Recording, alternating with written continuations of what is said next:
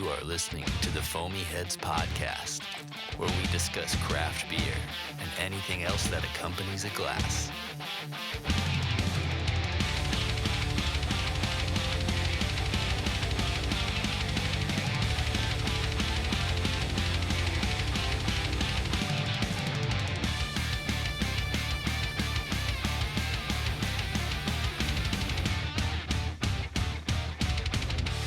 It is the Foamy Heads coming to you live from the Nashville Bridgestone Arena. Mitch and Rich hanging out on the mics. Welcome to the Foamy Head podcast. Today we are hanging out at the 2023 Nashville Craft Brewers Festival, Bridgestone Arena. We've got a lot of breweries here today. Mitch is still getting the cords ready, but we've got lots of beer in front of us. Hey, we've got a lot of breweries here tonight, Mitch. God, yes, and it's so good to be back to the Bridgestone Arena for this beer. Yes. One of the earlier years, I haven't been in a while, and they had them in the exterior circle, whatever the fuck that's called. But they're all concourse. In there. Yes, the concourse. Concourse. Yes. Now it's all in the belly button, the hockey rink. The locals are. Yeah. Tennessee brands are down there, and then the outside of Tennessee, whether they're regional, local, international, whatever, they're up on the concourse. Got it. I did see like a liquor seltzer thing or something. So there are a seltzer. few people hanging out around the Liquor concourse up here. seltzer? Yeah, I don't know. I hardly even know her. Shit. So just in case you don't recognize the voice tonight, we've got Carl from Black Abbey Brewing in the house. What's up, dude? Hey, I'm glad to be here. Thanks, man. Love you, Carl. You're so awesome at this. Hey, so last time we talked with Carl, Yes. we were at the brewery at an undisclosed location because I don't think we were allowed to say where we were at when we Undisclosed were sitting. location. Chad in the house from Tennfold just walked in. Oh, See, they told me on this podcast that I could leave as soon as another brewer showed up to take my spot. That's right. So I guess I'm out. Chad, you're up. See you guys. It was good to see you, Carl. Yeah. Enjoy this bucket of beer. Literal bucket of beer, guys. We're going to have to get a picture of that. I'm getting my fingers wet. But here you go, Rich. So, thanks, man. Appreciate it. I thought we were supposed to drink out of this bucket. Is that No. your phone? I'm sorry. Nope, it's not That mine. is totally my phone. It's okay. It's water. iPhones are waterproof. So Carl brought a big bucket o' beer. Yeah, so we had What a are we little drinking, by the way? conversation. It's our Juicy IPA, Tennessee IPA. Yes. So we had a little conversation before the podcast started about there not being any beer up here for us to drink. Yep. Exactly, yes. And so we're like, hey, why don't you bring some beer up? And maybe we're looking for some pitchers, and we're trying to find some way. And they had these dump buckets. And I made a joke that I would just bring the beer up in the dump bucket. And then Alicia, our lead brewer, was like, you're not really going to bring that dump bucket full of beer up there, are you? And I said, you're damn right I am. Carl doesn't make empty promises. I do not. What a I do legend. not. Literally a bucket o' beer. Just I straight did dump out whatever was in it before. Okay. And we Nice. don't know what was in there beforehand? Well, I mean, I used it to, run the lines. Shovel manure. It's Yeah, like I urinated. in all it. the good Gotcha. stuff. All the good Yeah, stuff. sterile. It was all it's sterile. We're It was calling them adjuncts for the evening.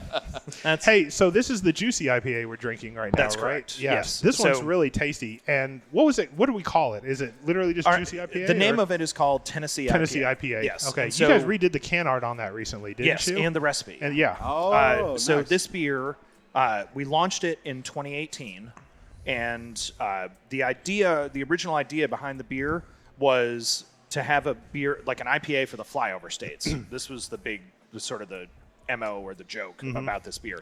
Because it wasn't West Coast, but it did have a little sort of back-end hoppiness, and it wasn't in New England because it wasn't hazy. And so we thought, we'll have an IPA that lands right in the middle, and we'll call it Tennessee IPA. And I really Yeah. think that was an idea that was before its time. Yeah. Because it just didn't sing. And so in 2021, we sat down and did a bunch of blind flavor panels, both on our beer and a bunch of other beers, to say what is it exactly that we want Tennessee IPA to taste like and smell like. And so in 2022, we made some pretty significant changes to the recipe, and you can see, well, those of you who are listening, you can't, but it's now truly hazy. Yeah. It's not orange juice, right? It's not opaque. You couldn't see it through it, but it is nice and hazy. It looks and, great. It's still 5.5%. It's a little dank on the nose. This is 5.5%? 5.5. Wow, that drink's good for a 5.5%. And this is no disrespect to quote unquote lower. ABV beers, and I don't think 5.5 really qualifies as lower, but most of your New England or like juicy or hazy IPAs are kind of more in the 7 range. Mm-hmm. Oh, damn. And That's exactly right. So typically when I see a juicy IPA and it's lower in the 5s or the 6s, I'm like, well, maybe you have a hard time coming up, bringing the flavor profile up with it.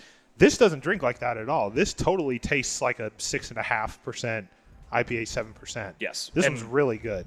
I mean, I don't mean to be crass, but I'm in the depletion business, and I would much rather have somebody drink 2 5.5% beers than 1 11% beer. Yes. right? Absolutely. Yes, yeah. And I think it's really important for the idea of being able to sell beer, but I think it's also really important for folks that want to be able to sit down and have a couple of beers at a sitting. And I'm very hesitant to ever use the term session, Yeah. because I think that sort of derived some terminology that just makes people think watery and boring. Not flavorful. It really things does, like that. yeah. Which, and I'm not shitting on session No. beers by any stretch. Like, I think there's a lot of really good session beers that are out there, but I do think that some people will think in the term session that maybe it's just like, oh, well, they're shorting me on alcohol content. Yeah. But the idea with this beer is to give that hazy, juicy nose. We use cashmere hops that give it almost a hint of vanilla on the back end, so it's got almost a little bit of sweetness to it, and then but also have it be 5.5%, so you could drink a couple of them and not die. It's great. I was gonna. You answered my question. So you said cashmere. Is there anything else in the hop profile? Yeah, we changed to using a lot of El Dorado in this. Okay, El Dorado is one of my favorite hops. It's got a little bit of a bite on the back end for Yep. me. Yeah. And it's bittered with Magnum, and then it's El Dorado and Cashmere and Citra. Citra hops in there as well. Dude, that Citra. Mitch, it's only Always. 5.5%. I don't believe it. That's It ridiculous. tastes wonderful for 5, man. So what else? What else did you bring tonight? So you've got the juicy IPA. Yep. What else do Yep. you have down on the floor for the patrons? We also brought our Czech Pills, which is called Czech Condition. Yeah. I've got a good buddy of mine. He used to work for Blackstone back in the day. Tom Selinsky is his name. And Tom and I are both vinyl record collectors. And so nice. I ran into Thomas one day at The Great Escape over on Charlotte Avenue here in Nashville. Are they still open? Oh, yeah. Okay. The building is sold. So it's not going to be open forever. I'm sure it'll be some toxic mix Yeah. of mixed. What do they call it? Mixed use urban development. Right. Yeah, it's But a it won't- menagerie now. It won't be some rad, grungy record store. Like it used to be. Yeah. Menagerie. I'm Menage- from the South. I don't fucking Menage a trois. Menagerie. That's what he was trying That's to what say. he's trying to get there. Yeah, I that's what know, he was I trying to say. But anyway, so we were at Great Escape, and at Great Escape, when a record has been like truly well loved, they put a sticker on it that says "check condition." Like, make sure this is okay. It might be a little beat up. Okay. And Thomas, we were on either side of the rack, and he looked at one record and had that sticker on it. He looked at me, he goes, "Man, you should make a Czech Pills and call it Check Condition. Only spell it CZECH." That's a great And I'm name, like, man. that's I so love good. that. Yeah. So we did it, and then we launched it at Great Escape, Hmm. which was Isaiah and I did a DJ gig in there where we only played Check Condition records, but Nice. it was really fun, except that they don't have a permit, so we can't have beer in there. So we did a beer launch with no beer. Which was maybe not the smartest thing I've ever done, but it was fun. We had a good time. It sounds and then, great, but then we yeah. bounced across the street to Twilight Tavern, Nice. where they had it on, and drank a bunch over there. That's great, man. And yeah. so it is now our summer seasonal. So Okay. Check Condition is our summer seasonal. Where's that clock in on the ABV scale? Probably It's lower as well. 4.9. 4.9. Yep. Wow. Okay. Yep, 4.9. It's a crispy boy. Probably super crispy. Yep. Yeah. Mitch got me into the crispy boys a while back. I did. was always about the well, and it's like everything else in life. You start out small and then you go, and you see how hard, how far you can go, how heavy you can get. And then eventually you reach the top and then you go, okay, I've had my fun. Maybe I kind of start moving my way back down. So at some point in time, it was like, if it's not 10, 11, 12% triple IPA, if it's not 15, 17% barrel-aged stout, I don't want anything to do with it. And then, they're great. They're great beers. But then Mitch was like, hey, I'm getting into Pilsners. And I was like, Pilsners have no flavor whatsoever. Of course, the only Pilsners I was aware of were Stella and, all those kind of things. yeah. So that was, to me, that was what a Pilsner was. And then, so, we roll up Smith & Lentz where they've got 5 different kinds of Pilsners, hoppy Pilsners, which is kind of where I started. and then making my way back down. And now all of a sudden I'm like drinking Czech Pilsners and Italian Pilsners, and there's tons of flavors in these beers. And I was like, where have these been all of my life? And we really tried with Czech Condition to, I mean, I'm just going to call it like it is. We really tried to imitate Pilsner Urquell. Pilsner Urquell is one of my favorite beers of all time. And my business partner, John, who's our lead brewer, said, if we're going to make a Pilsner, where should we put it? Yeah. And we all agreed it should be European in presentation. It should have one malt, one hop, lager yeast, Nashville water. That's it. Huh. And that's exactly how Pilsner Urquell is structured, except for the fact that it's water from Pilsen in the Czech Republic. But, right. But yeah, we really wanted to make a beer that, that's our whole MO, right? European influenced American craft. And so if we're going to make a lager, we didn't want to just make either, a classic American Pilsner, nor did we want to kind of get out on the edge or fringe of what kind of where people are pushing the envelope on lagers right now, doing IPLs or what people are calling cold IPA, which is a nomenclature that doesn't make sense in my mind. Yeah, I still don't know what a cold IPA is. Well, it's an IPA, but it's brewed with lager yeast. So that's the only difference. Yes, but an IPA, by its very nature, is an ale, or should be, right. I think. But I don't know. Like, again, I'm not trying to shit on people. So they're bending the recipes a little bit, basically. This is honestly, it's what made craft beer what it is by pushing boundary edges. Mm-hmm. And I think that's an important part of our craft beer culture is to continue to do that. But I think, at least I speak for Black Abbey when I say, we want to try to find places in the culture where we can push the envelope on classic styles, European-influenced American beer. Gotcha. I think there's been a lot of effort made in the IPA category, and it can only go so far. And so being able to take a beer that's inside the style or inside its traditional style and push the boundaries a little bit, but not move outside that. Correct. Gotcha. And and it's funny. Here I am on my holy high horse talking about European influenced American craft, and we're drinking the hazy IPA. That's okay. Which firmly sits outside of that paradigm. But I think when we opened, we didn't brew an IPA for the first 3 years that we were in existence. Mm-hmm. And you couldn't do that as a brewery today, right? If a brewery opened today and said, we're not going to make any IPA at all, we're not going to make one, you probably wouldn't last very long. Right. Right. It's just such a part of the craft culture to have them. And so Tennessee IPA is we make two actually year round. We do one that's more of a West Coast style IPA that's very Cascade Citric driven. It's what I would call like a Sierra Nevada style IPA that's called 5 Points. Mm-hmm. But Tennessee IPA very much sits on the New England style. So it is juicier style. Mm-hmm. That was great. And that was this one right here that you brought the entire bucket of. I did. Chad, do you want some? Chad, the lead brewer at Tennfold Brewing in Donaldson, is in the audience, and I'm asking him to dip beer out of this bucket. It's perfect. It's the best receptacle. I'm not sure it's the best receptacle.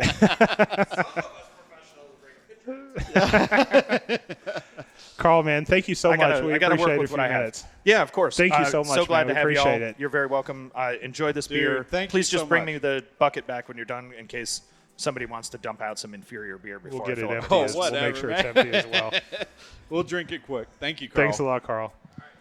That's insane, dude. Carl brought in a whole bucket of beer. Man. So I'm here to talk to you guys about Tennessee IPA. Chad was there when it was born. It is best served out of a bucket. Best served out of a bucket. Chad from Tennfold in the house. Hey. What's up, brother? Hey, not much. It's been a day. Tell us about leading up to this event, man. Has this been like a stupid ass day for you? Or has it been just the last couple hours leading into it? No, I mean festivals are always just there's a lot to get ready and make sure, and a lot you can forget. We had a couple equipment issues that we were just dealing with. So I might be a little out of breath because I've been running around. But it's not the beer; it's just running around with equipment issues. Yeah, this is why we bring wrenches and screwdrivers and worm clamps and spare parts. And exactly. all that stuff. So So Tennfold holds, Mitch, a special place in my heart. Dude, Tennfold's badass. Yeah, I love Tennfold. In Donaldson, dude. So when no better place. It was probably, I mean, it was definitely a year and a half ago. It might have been almost 2 years ago. I think it's been 2 years, yeah. When we talked with Chad and I think it was 2.5 years ago. 2.5 years? Was it? It was right before I brought on an assistant. Yeah. No, you were definitely brewing everything. You had just brought somebody on for the mic, for the camera. There we go. Nice, man. Thank you. I'm Or at just least taking photos and shit, man. You were talking about bringing somebody on at the time. Yeah. We were getting ready to onboard him. And so. we were trying to figure out where to set up, Mitch. We were like, Oh, you had we been in found the best communication with place Chad. too. It was the comfiest place in that whole set in the back. It was great. Chad On was top like, of the grains with the freezer. you guys just want to come into Yep. the back and set up recording? Yeah. And we were like, yeah. It was probably one of the most realist conversations Oh yeah, Chad, you're that we had had. You're It amazing. ended up being for a Ever. long. People kept coming back and being like, "How long are you guys doing this?" And I was like, "I don't know. Get out of my brewery." Chad took care of us tonight. We had food. We had beer. You had a Hellas lager that you had not tapped yet at the time, and we got a chance to try it. And Oh, it we was poured one that of- right off the fermenter. It was one Yes. of the best Hellas lagers I had had in a long time, and I hadn't had that many of them. But it was super crispy, tons of flavor. Dude. It was really good. You said it had about like another week or two. Yeah, I because think, yeah, at that point, and we then it gotta- would have been ready to go. Well, yeah, we got to give it extended lagering, like that extended cold conditioning period. Yeah. We do proper lagers, lagered properly over at my spot. So, hey, what's up, friends? We are not serving beer here. We are doing a show. So, beer's Yeah, yeah. downstairs. Beer's down yeah, in all the the beers common area around down the there. Concord and in the belly button, as I call it, man. Thank you, man. Have a good time. So, Chad, let's talk about the beers that you brought tonight here for Tennfold. So, what Yeah. we're drinking right now is the Hibiscus Saison. Yeah, the Right. Starcia Tell us is a the little bit about hibiscus that. saison. So this is a beer that I do every year. It's two of my favorite things. I really like hibiscus tea, I'm so and I excited. really like Belgian saisons. So we take it's the same yeast Saison DuPont uses, which for me is the absolute. No way. It's the absolute standard. Dude. It's the standard in saison yeast. We ferment it exactly the same way they do. We pitch it at 75. We let that shit free rise to 90 Okay. because that's what it wants. So you get that nice. It's not too banana-y. It's not too clovey. You get a little bit of all of that. We throw about a pound per barrel of dried hibiscus leaves and tips into the whirlpool. So you get this nice pink color, and you get that little bit tart character like you would out of hibiscus tea, and you get that nice like floral quality. So Holy with shit, the that saison nose. yeast, Sorry, yeah. Fuck, oh yeah, that's no good. man, with that saison yeast, it comes across almost like fruity, but you also get this floral too, and it's something that like ends up being really really unique, especially in a world of saisons. God, that's good, man. yeah. I love the Crushable. sweetness on it. Crushable means probably lower ABV as well. And It's now- actually not. It's in that mid range of ABV, and it's actually really dry beer. What you're getting that you're perceiving is that sweetness. yeah. What is that then? It's that Is hibiscus. that the hibiscus? Yeah. Okay. Yep. Which is nice. It rounds everything out really Yeah. nicely. Now, where's the ABV sit on this one? Is it in like It's the at 5.6. fives? Okay. Yep. So this is Tennfold, and you mentioned this, and I don't know, maybe this has changed in the last couple of years, but you guys don't typically brew super high ABV beers. No, we'll have a few. Part of it is as a brew pub, you want people to come in and Right. be able to. You want them to drink a few beer, have a beer while they're waiting for their food, and then have one with their food, and be able to drive home and come back and visit. They you don't want to again. be stupid, like heavy. Yeah, and we're not. drunk when The they're vibe leaving. of our place isn't like it's not a place you go to get messed up, Right. you know. But also like nice crushable, sessionable beers pair really well with food, and we go for easy, balanced, pairs well with food are the like three main things that we go for. Yeah. We'll have some higher ABV stuff because we don't have something for everybody. Mm-hmm. But also we've seen in the market, the trend in the market is actually going for more sessionable beers. NA is taking off. NA like we've brought in like cans of NA to serve there, and they've done so well. We've actually given one of our taps to an NA beer. Really? Oh yeah, and we're just flying through Well, it. it's good for the designated drivers, and it's good for maybe the people that don't want to drink. It's honestly, it's good for anybody. Yeah. There, especially like there's a thing in the industry where we don't really regulate each other too much. So having some NA beers and being able to have one of those and hang out with the friends, especially when it's hard to make them well, and there's a few places that are making them well. Yeah. Yeah, exactly. So exactly. we had like we keep the Untitled Art Italian Pilsner on tap. Nice. I think love it's that. great. It's crushable. Like it's an NA beer I will keep in my fridge. Yeah. Personally, they do a good job. They're one of the guys that can do NA beers Yes. very well. Yes. Yeah. Yeah. Well, they get it. There's a place in Wisconsin that has all the equipment, a larger brewery that they get That's it true. contracted. They at. don't. That's right. A few I remember places will talking get their about that. a few places will get their NA stuff contracted there. But they're also the ones come up with the recipes, their styles that they want. So like, but So what else did you So, bring yeah. tonight? Then you've got the hibiscus. got the hibiscus saison. Got two of my standards, the Ermagirsch, our German Pilsner, which is just 4.5% crushable, all Hallertauer and Saaz hops in it. So you get that nice, just like classic, European, German, and like, Czech hop character to it. The Howling Winds, a Scottish ale, which is like, for me, that's me as a brewer in a beer. It's a little bit dark, a little bit smoky, kind of sweet, really dry. Yeah. And then we've got this hibiscus saison, and then we have just like a random one-off IPA we did called Ale Yeah, Brother. I did a contest with my front of house people a while ago where I was like, set up a box and I was like, you guys got a name for a beer? Put it in here. If your name for a beer gets picked, Yeah. then if it goes on my list of possible beer names, then I'll buy you dinner. And so 3 people won, and this is the last one we hadn't used. And after a while, naming beer is hard. Yeah. It's hard normally. Oh, yeah. But after we've done like 70, 75 different beers since we opened. Yeah. I'm running out of names. So, Yeah. but that one was, it's fun. It's ale, like people down there are like, oh, give me an ale, yeah, and we're like, ale, yeah, we will. Right. And you got to say it with that accent too. Yeah, The hell yeah. You gotta throw some Hogan on it.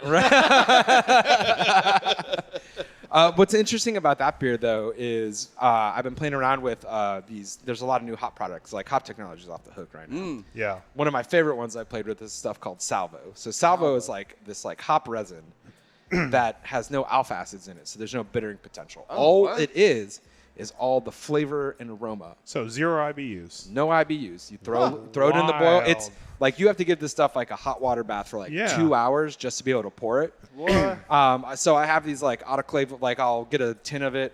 I'll split it up in these autoclavable jars I have. Oh yeah, the And then, autoclave. Fuck yeah. and then, well, the autoclavable jars can take so much heat and pressure that I can just tie a string to it and throw it in like the last 10 minutes of the boil. What? And it That's incorporates awesome. it all in there. So you get this super, super intense aroma and flavor of hops. And but you don't have to use as many hops. So you have less vegetal matter. You have less chance of hop creep. And you end up getting more beer in the end. So you have more beer you can serve to people as well. That's wild, dude. So it's really cool. Yeah, it's really cool. Holy shit. Science, bitch. I Yeah. used to autoclave the shit out of some veterinary instruments for surgery. Yeah, I mean, I'm not autoclaving them. I'm not I know, autoclaving I them, know. but I wanted something Yeah. that I was like, I know this guy can throw this in a kettle that boils around 213 degrees, and it won't melt in there and give me Dude. a terrible time of That's cleanup. amazing. Yeah.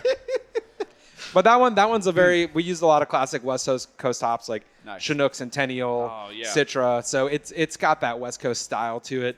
It's got a little more extra body to it. So it's kind of like, I've been calling it like a Westy-ish West IPA. Coast IPA. Yeah, so that's what we're working on. We released a new beer today that we weren't able to bring to here. It's literally pouring starting today. us about it. My new brewer, Mike, he'd made a really, really phenomenal Cali Common. A California common. And huh? he decided like those he- aren't very he came on- common around this area. No, he came on with me about a month ago, Okay. and after the first couple weeks, I was like, hey, he's been in a lot of breweries. He's got a lot of brewing experience. So I was like, hey, in a couple weeks, we're gonna have an open fermenter if you want to do your first beer. And he was like, yeah. And so we we had some ideas, and he talked about it like he wanted it to fit the brand, and he was just like going back and forth, and he was like, all right, I'm gonna do this Cali Common. And I was like, that's cool, that fits. Like we do all these classic styles. Yeah. It's gonna be great. Like he used to live in San Diego, I used to live in San Dude. Francisco Bay Area, so we're like, No way. we got that California connection, which is what we ended up naming the beer. And then he and his family, like before he came on, they had this camping trip. So he he had a long weekend. Like they went on this camping trip. And it was like the day after he left for the camping trip that it was announced that like Anchor was going to close. Oh. And so he got back, and I was like, I've told everybody you were so sad about Anchor closing.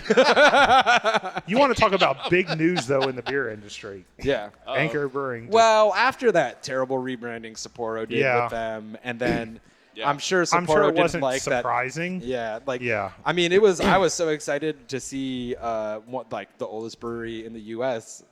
Unionize, but I'm sure all the bankers that own Sapporo were like, "Fuck you guys." Yeah. So unfortunately, I mean, there might be some hope. Some people are trying to buy it. The employees are. You trying think to the buy employees it are trying to come together and get They something? well, they definitely are. They are trying to seeing if they can turn it into a co-op, but there's also some investor groups and stuff that Okay. are looking at it. But it's just that stuff's so expensive out there. The real estate. Somebody who lived out there like over 10 years ago, it was expensive as hell. I can't imagine What it that is kind today. of real estate costs out there. Right I now. can't So- imagine. Tennessee sucks right now.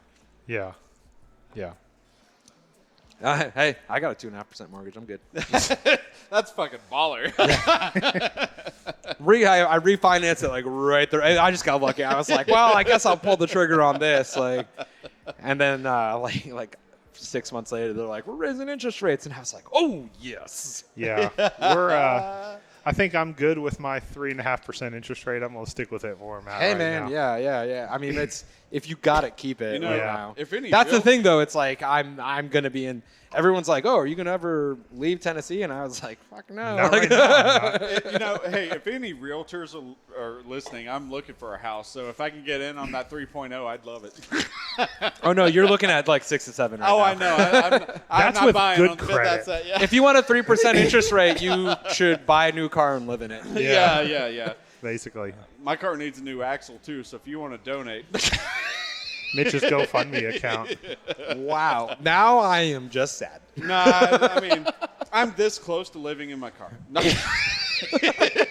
no thank you, Chad. Yeah, of course. Chad, It's always a man. pleasure to see you guys. That beer was amazing. Yeah, man, dude. that saison is great. It reminds me of one of my favorite sakes I've had from another local brewery, Proper Sake, that used hibiscus yeast in their sake a while back with omachi grain. Oh, yeah. Rice grain. Byron's doing some amazing things Dude, over there. he is, and Have this you guys is been to Rice Vice? Yeah. It's so It's cool. super dope, dope man. as fuck, dude. Cat pictures and all, man. It's Yeah, so cool. But those sake highball cocktails Yes. he's making and stuff are just wild. I was a little skeptical at first, and then I tried a couple. I was like, they're just Oh, good. man. Yeah. Byron, we trust. Right? They're That's how all it works. so fucking drinkable, and thank you again. Yeah. Tenfold is Anytime. badass. Tenfold in the house tonight. Pouring beers up. The hibiscus saison, killer, man. Yes. Thank you. Absolutely Appreciate you. killer. And they're pouring it down there on the ice tonight. Are you Dude. guys doing Common John? Yeah, yeah, we got yeah. LeBron. Oh coming hell up yeah! next, Like actually. no, I love these guys. They're matching shirts, Yeah. man. I Dude, didn't even shirts are notice dope, that. Those shirts are so dope. We saw LeBron walking in looking super clean, By the like his way- beard looked good and all that kind of stuff. Oh, But no, I no, didn't he's- realize he's that John very was wearing the perfectly- same perfectly style trimmed. shirt. Yeah. Look at By that. the way, They're Chad, so cute. You guys are so cute John's together. got the We love you. mustache to compliment LeBron's beard. I love your No. Jersey T-shirt, dude. Thank The you so V-neck much. And everything. Yeah. Thank you. It looks awesome. Well, you guys are going to get a pleasure talking to. One time I set up a collab with LeBron just so I could learn things from him. So you guys will get a big pleasure talking. He's a great talking man, to man. this I guy. love these guys right here. LeBron looks so fresh. His hair's done and everything. He is awesome looking today. He's so fucking Chad, clean, brother. dude. All right, peace, homies. Pleasure, man. Thank you so much, dude. Love you guys. Thank you. Have a Love good seeing evening. you, Chad. Don't kill anyone down there on the ice tonight. Are you ready? I'm going to pass in the torch. Yeah. Mitch, dude, this hibiscus saison is killer, dude. Insane. I love this. He's my handler. Man, I wish I had hair. You're not gonna have. Whoa. You make me want. I wish I had hair. man. LeBron brought beers for us. Look at this. What a fucking champ. Common John in the house, ladies and gentlemen. What's up, Thank man? you. Good to see you, Brought brother. y'all some swag. He's got Oh, swag hell with us too. yeah. This is awesome, man. Hell yeah. So Common John, I'd say probably puts on one of the most fun beer festivals of the year. Mitch, you and I got a chance to do it last year It with was the best thing. Oh my god. It was awesome. amazing. I mean, everybody was there. Common John was slinging beers too. I had too much fun, and we were supposed to be taking photos, and we missed one vendor, Richard. We It got was lots your of them. friend. It's okay. It I was your know. friend. I know. Oh, it was even his friend. Yeah, it shows you where my friends rank in my life, right? Well, you've seen him before. You didn't go. You didn't want to go see him again. I didn't want to right? go see him again. Yeah, like I don't have to worry about it. Push that mic. Push in your mic a little more. bit closer to yourself, LeBron. All right, sorry. So we've got I feel LeBron. Like I'm eating it.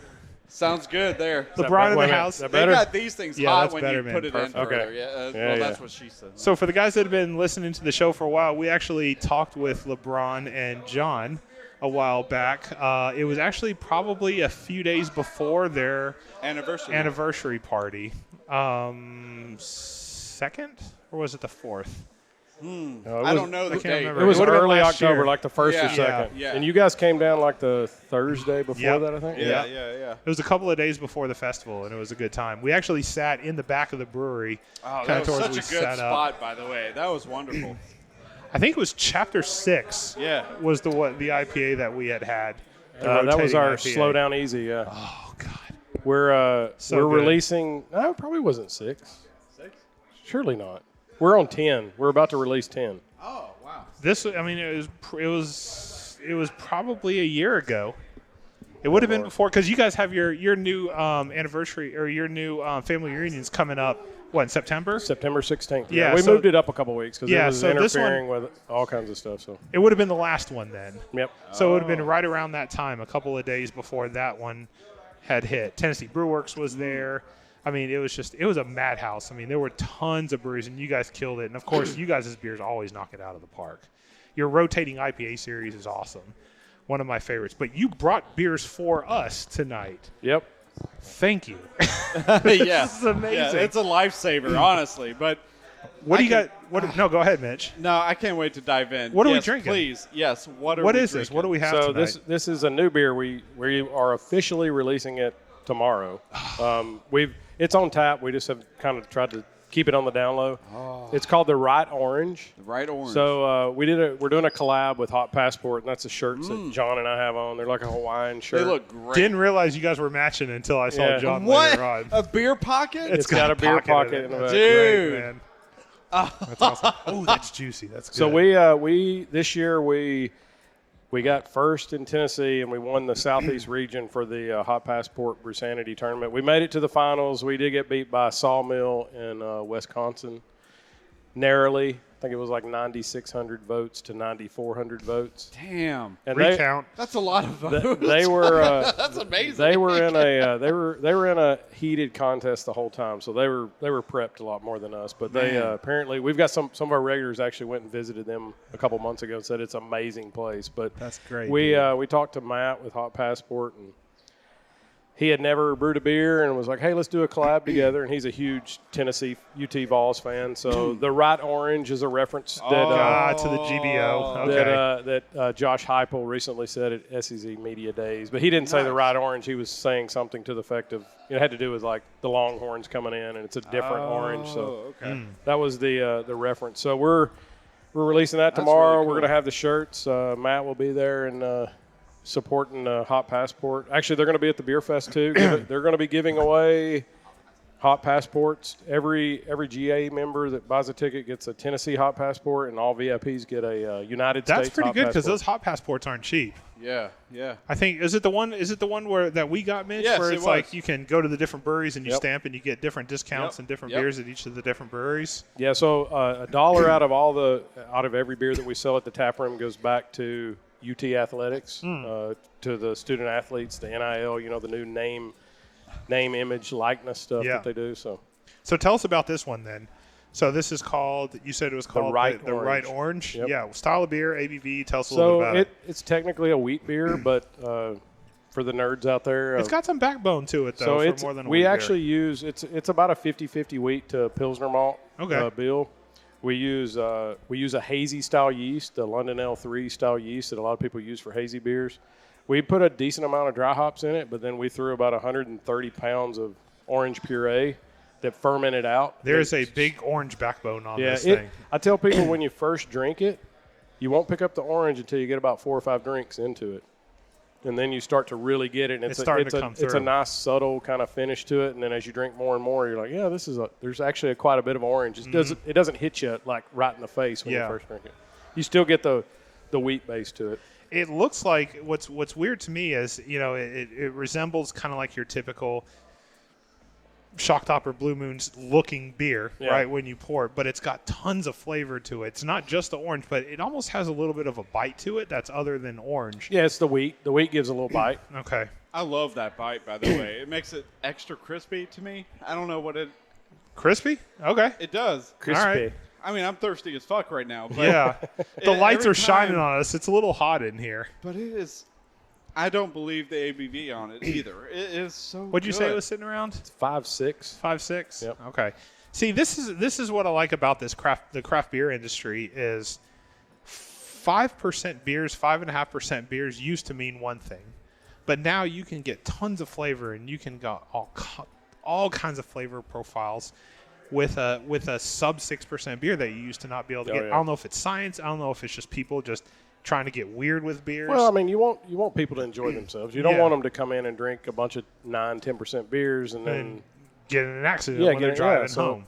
Everybody, I think, is kind of starting to, And the other thing is ingredients keep getting more and more expensive. So, Yep. you can make a full flavored beer and not get to 8 or 9%. Not to get 8 or 9%. I love an 8 or 9% beer, but There's time. It's time and place, right? Yep. If I'm at home, it's been a hard day's work. When I get home, the last thing I want to do is drink a 3% beer.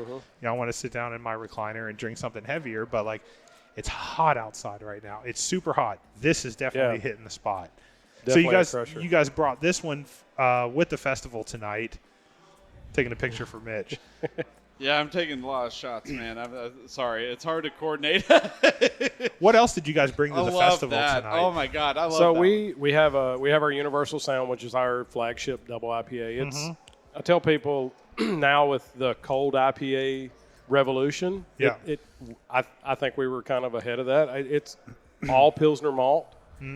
We do use an ale yeast. There's a lot of questions out there about what really is a cold IPA, but we use a Chico strain, which is really clean, similar to lager, but it's actually an ale yeast strain, but just a super clean, high bitterness, like recipe design, like 100 IBUs, 8%, but it's super smooth, really crisp. That's one of our flagships. Y'all may have had it when you were at the. I don't Brewers last time. I don't recognize the name, but we also had like 7 beers when we were there last time. So, But we brought a Karuba Goza that we did. It was that's a new one. when we had our beer fest last year, we did the homebrew festival as well. So the guys that won that competition, Yes. we brewed that beer with them. So it's Art and Rick, which Rick is with Rubidium Brewing. It's a homebrew club, and then Art was he the is- one that won the homebrew contest last year? yep. I remember the name. I do. Yeah. So Rick and Art actually had judged a competition in South America, and he got the recipe from a brewery that actually won the competition. So they brewed it for our festival, and then we, as them being the winners, we brewed that beer on our commercial system. So Karuba it's a Colombian grown fruit, and it's called the banana passion fruit. It's a pretty tart. You don't really get a lot of banana to me. You get more of a passion fruit flavor from it. But it's a Goza, so it's got we used Hawaiian sea salt in it, and it's a 4.8% Goza. So you get that Easy drinking. It's a sour, Yeah. but you get that saltiness to it. But yeah, Mitch, remember when we were at the Common John? Almost dropped something over there. The family reunion, the beer festival last year, yeah. and they had the homebrew contest where Dude. it was on the right side of the festival. That was amazing. There was just a whole line of just homebrewers. Yes. Right, and Rubidium was one of the ones towards the end. Yes. back in the very back. They're in the yeah. very back of the. So they were the winners of the homebrew festival, and we got a picture with them, and we got a chance to talk to them and everything. So one of the beers that they have on tap here at the festival this year was one of the beers that they brewed with Rubidium. Oh man. So talking about bringing the craft beer community together with the homebrew community, Yes. and There's no being able better to festival. highlight stuff like that. Yeah. No, I so much respect to that festival bringing the homebrewers in. They had amazing beers for that time and place. I wouldn't be able to experience that anywhere else. in Yeah, Nashville. I said we actually did the judging. This year we're going to do the same thing again, but we're bringing judges in to do it because it was a lot for us to do that day. But I was surprised. Like you have this it tastes like homebrew. Almost, I can't say that hardly anybody's beer tastes like homebrew. Everything that we tasted was really great, and it was so Rick. Rubidium Brewing and Art Whitaker, who was formerly back in the day worked with Alex Seitz with Shucks, drew a blank out of Smithville. He's going to kill me. Von Seitz. Von Seitz. Yeah, so I recognize the name. but I think Rick's homebrew club is called Port Cider, I believe, or his Okay. homebrew brewing company, whatever you want to call it. But anyway, yeah, pretty awesome beer. you have to come down there and give it a try. Hell yeah. It's got a very unique, like white kind of opaque color to it. So interesting. And what I like about Common John, I'm going to rag on Common John for a minute, but I love these guys because they're not only is their brewery awesome, but like the space itself.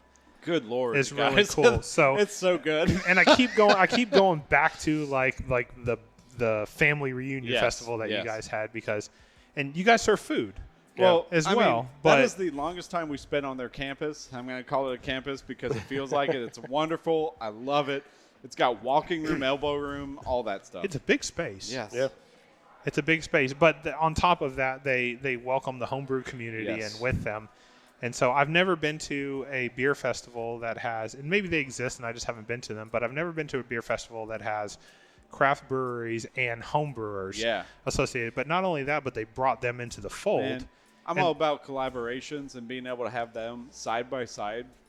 Wonderful. I mean, I think it was cool because you saw the commercial breweries going over and trying the home brew. I mean, that's where we came from. I'm not a classically trained brewer. I learned how to brew on my own at home, and I like paying respect to those guys. I think John thought I was crazy when I said that last year. I was like, I think we need to do the homebrew thing. We got to bring those guys in here because a lot of those guys want to start their own brewery, and you get them in there, and it helps them kind of take that next step. Not only is a real world experience with hopefully some people like give some real trust, like I don't know, expectations of before and then after maybe.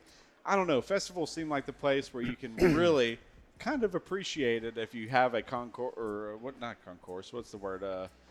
The beer's hitting me all of a sudden, fellas. But a little bit of a conversation about it. And that's what I loved about I spent more time on the homebrew side talking to those people about the beer than I did on the commercial side. Yeah. The commercial side was exactly what I expected, except a few like brought haymakers like Living Waters. Woo! I loved it. Only Ryan from Living Waters bringing 13%. I'm sorry, 10.1%. Yeah. Barrel-aged Russian Imperial Stout to a festival in 90-degree weather in the afternoon. I love it because no one else did that. Yeah. But also, it's just like it's a festival. Bring what you want. Bring your best is ideal. Yes. But I mean, the homebrew side, I couldn't. I loved it. And that was wonderful. And they were super and the homebrewers that we talked to weren't just like, oh, it's cool. It's something that we really wanted to try something. But like they were super passionate about the beers that they brewed. And you talk to these guys and they're like, oh, and it's brewed with this and this, and they went into the process itself of what they did to brew the beer. And these guys, what we're about. and Mitch and I were standing there like we're just staring at them because we're eating it up. Yeah. And you're talking to, you talk to a lot of the guys. It's like, oh, it's got this hops, and we brewed it for whatever, and that's cool and all, and I appreciate that because at the end of the day, if it makes a great beer, then we want to know about it. Yeah. But these guys were like super passionate about the process of making the beer. They were proud of their creations. And I remember Rubidium. They were the guys that were at the very end of the right side of the tents. And it's good to see the homies win like that. Yeah. It's your festival was, in my words, perfect. It's what I want to see. It's not large scale. I'm not a big fan of the big shit. Yeah. I love that small, centric, and with a goal, form meets function kind of and celebration. we're going a little bigger. Probably. So really tell us. big. Okay. So tell us you about. got to expand. You have a festival coming up in keeping September, that feel. right? You've got the family reunion coming up in September. Yeah. So our whole like anniversary celebration we call the family reunion. So that entire week we're open Wednesday through Sunday. Wednesday night we do music bingo called Singo. We're going to be giving away bigger prizes for that. Thursday night we're having we just started last night. And we're having a 5-week competition, a karaoke competition that we call Magic Mike. Nice. So, I love it already. That's awesome. We're giving away each week, the 5 weeks leading up, we've got 2 winners each week. We're giving away $50 gift cards. And then at the end, the Thursday of the week of our beer fest, the 10 finalists will compete for $250 in cash, cold hard cash. Yeah. We're also giving 2 free beer festival tickets to them. So if anybody listening to this, if you get this out before it's over with, it's a goal. It's a goal. We'll be having all that leading up to it. So if you want to come down, if you're really good at karaoke, you got a chance to win up to $50 gift card, $250 cash, and 2 Dude. Beer Fest tickets. Can you guys send me that on like Instagram or something? I'll we plug it, man. We I'll just plug posted it on Instagram yesterday. All right. Yeah, I'm you gonna can- look it up right now. Newsflash: Mitch is not good at singing on karaoke. Me neither. Yeah, I so mean, maybe he I'll has a try. chance at winning. But hey, that's it. Maybe if you start early, get in there. And I tell people there's 3 things. If you catch me smoking, Yep. singing karaoke, or dancing, take my keys. I don't need to drive. Those are not things that I do. those are Those aren't that's things solid. that you do sober, right? No, I don't do those sober. Those are the things you I don't don't do do them sober. sober because I can't sing, I can't dance, and I hate cigarettes. I You would know kinda this love about to see. yourself. I would love to see LeBron doing all those things. If this festival goes good, Saturday night we might see it. I love it, man. I'm sending that post to me and Rich both. We're gonna figure it out. We're gonna put something together and So we, repost and all that. We That's always awesome. push the independent thing. I mean, we're a locally owned independent brewery. I think that's a big deal for people. Yeah. Locally owned. I grew up in Manchester, Tennessee. So Friday night, we've got 3 independent artists, really great artists. Tony Logue, Justin Clyde Williams, and Justin Wales are playing Friday night. Free concert for everybody to come and see. And then we roll into Saturday. We've got our Beer Fest. VIP starts at 11. GA starts at 12. John's been working his ass off. He's got, I think, 40-plus breweries are going to be here. We got a couple really cool street side out of Ohio. Brink in Ohio is coming down. They don't distribute in Tennessee. We're doing special stuff just to get them down John here. doesn't disappoint, man. Was he in charge of a lot of the breweries last year? Yes, coming there too? it's his fault. He's we the did chief this. fun officer, I think, Yeah. was what you promoted him as last time when you were on the Chief show. festival officer. Festival officer. I'm sorry. He's in finance and he The wants to, CFO. he wants to be a CFO, So we made he him a might as CFO. well be the Do you want CFO. Exactly. All right. But John's getting on the mic tonight. John can. So while he's getting on the mic, I'll talk about it. We're going to do the Homebrew Fest. We're kind of expanding a little bit. We actually are. This was one of John's ideas. He saw it when we were here for CBC a few months ago. But we're going to have MTSU and the Homebrew folks getting together to actually create like a station where you can actually see the brewing process. So if people are interested in brewing, they can actually see the equipment that you can buy for home and actually brew yourself. So that'll be a way to kind of add to it. We do have Underberg that's going to be there. I don't know if you guys would like Underberg or not, but it is great to – I found this out just the other day. We had an Underberger early in the morning. Yeah. I drank like a bunch of beer, and I was not full after I drank it. It felt really good. I'm sorry. Are those the little like shot Yep. things that? They're like Ooh. but better. Yeah. They take forever. They're like a And by better, you mean worse, right? Yeah. Because when we were hanging out with Carl at Black Abbey, we were Yes, having a bunch Carl. of beers, and he was like, "We're going to have one of these." And I was like, "What is this?" And he goes, "Just shoot it." And I was like, "Okay." well, you I can't took even it- shoot it. It takes like 10 minutes to actually get it out of the bottle when you try All to about shoot the it. angle. I wasn't allowed to stop until it was done, basically. You got to shake it like a salt shaker. Yeah. And Well, thank goodness nobody was taking a picture. that's a bad thing to be Yeah. doing right Don't there. do that. Looks like I'm doing something It's else. the shake weight. That's what it is. I'm glad you don't have this on video, right? That's Wait. what you think. Yeah, exactly. So we got John on the mic too. What's up, brother? Yeah, hey. How are Common John, not John with the Common Not John. the Common John. No, John, he's the CFO, he's the chief J-O-N, festival officer. Yeah. not J-O-H-N. So he was when we talked with you guys about a year ago.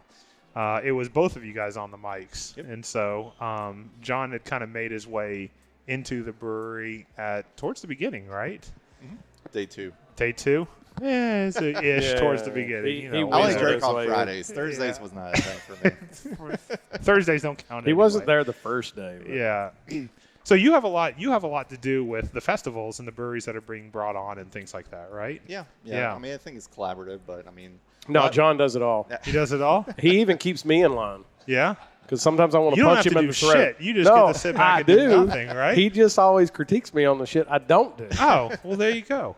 It's called delegating. Yeah, LeBron. delegate, yeah. That's He's a what it delegate, is. Yeah. Those CFOs are really good at that. They're really good at telling people what they should and shouldn't be doing. He's really good at that. But I love him. His wife has to remind me that he only does it because he loves me. So the festival this year, John, is on September 16th. Yep. Okay. And you have how many coming this year? You said you have 40? 40 plus. 40 plus? I'm confident. to Okay. say, Repeats from last year? Yeah, almost every single one that was there last year is going to be there this year, Okay. except 2 of them. But they had some other things going on. But You guys planning on doing any of the homebrew stuff again this year? Yeah, and actually it's going to be even bigger than last year. So one thing that a lot of the clubs said, they said it was by far their favorite fest that they ever did. Really? So they just want to know when the sign up was so they can get on the list because they want to Great. be there. So, yeah, it's going to be exciting this year. You know, and the thing I tell people whenever you're talking about buying a ticket to come to a beer fest is like our beer fest, I think GA is $60 and it's 85, I think, for VIP, which our VIP is getting really close to being sold out. By the way, general admission, hands down worth the money. Well, I mean, Easily. I mean, like, you can't spend $60 anywhere and get that much beer anywhere. I tell people in our town, is like, if you want to go to another brewery, say you want to go to Sparta or Nashville, by the time you drive there, buy a few beers between two people, you're going to spend $100. Yep. And the other thing is like a lot of these breweries bring The best of the best beers. We've got there's going to be 150 different beers there at least between you got the 40 plus commercial breweries. Yep. You're going to have the 20 plus home brewers. And they all have 2 beers each. Yeah, and then at least. and then we're gonna have a total. We're doing different this year. We're closing the entire brewery down. So when you come in, the whole campus is going to be just beer fest. So our inside the brewery, we'll have 20 of our beers on tap as well. You're going to be opening up your taps as well. Our entire tap wall will be open up just to our beers. We've been brewing a hell of a shit ton of beer trying to get ready for this. That's 20 beers, by the way. 20 of our beers. 20 beers. So you'll be able to come in and get any one of the 20 of ours plus the 40, 60, including the home brewer. So I mean, for $60 for a GA ticket, you can't beat that. and we've got a Wheelchair. our VIP get you in an hour earlier, so you'll get access to some of those beers before they run out. T-shirt. You get a T-shirt. We got an event poster. I mean that's like a $40 value by the time you figure it all in, and you get it for another $20. I think we're going again this year. What you got? He's getting a sneak peek of the list. Oh, so Mitch is holding in his hand the list of the breweries that are. I'm not Mike, but is this? You can, yeah. I mean, you can announce the big ones. Well, he's not Mike though. He's not mic'd. Okay. Well, all right. I So, did that on purpose. No, but that's why I asked that. Oh, you did it on. Oh, I thought you were wanting to be an. Hey, we can. It's a sneak peek. okay, You'll name a few. Name a few of them. Okay, I'm not going to go through the whole ones that list, are but special to yeah, you. there was so Living Waters. Okay, top 5. All right, so I'm not going to go through the entire list, but just starting from the top, Living Waters will be there. Black Abbey, Fay LaForce. Shout out Fay LaForce. Yeah, we love Fate LaForce. Those guys are killing it in like the triple game. I mean, like they make awesome beers. That's our new hangout there. Yeah. And we love Yeah. Parker and those guys. They're so awesome. That space is so cool. Sorry, I love the spot, man. Like the building is super cool. I've been there twice, and they have NBA Jam. Yep. Yes, they do. Who doesn't love NBA Jam? Like you're drinking beer, you're getting drunk, and you're watching and you're playing NBA Jam. Like that's the best thing in the world.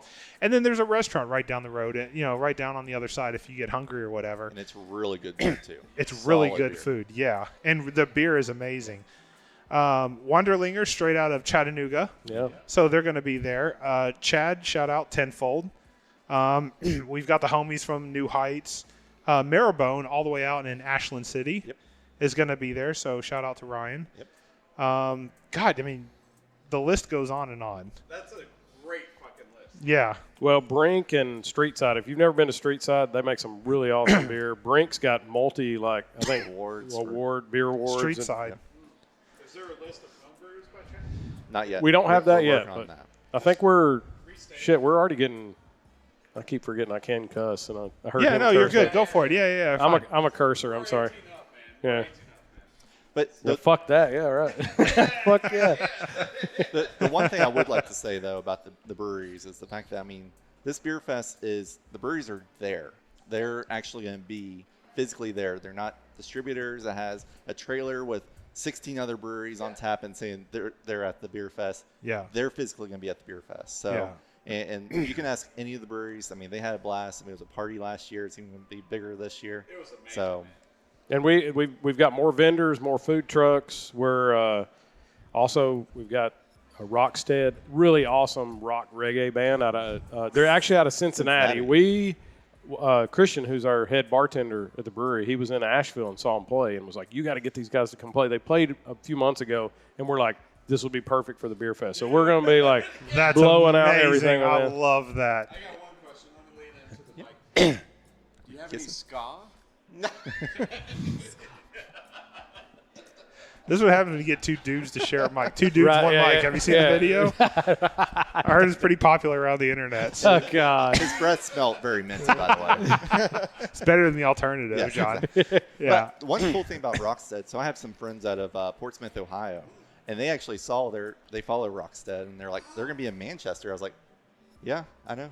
And they're like, they're going to come down just for that show. That's too. awesome, so they're dude. coming down for the beer fest. So. You guys got people, driving for a while to get here. Yeah. Well, hey, we went to we did a little brewery trip a couple weeks ago. and Oh, dude.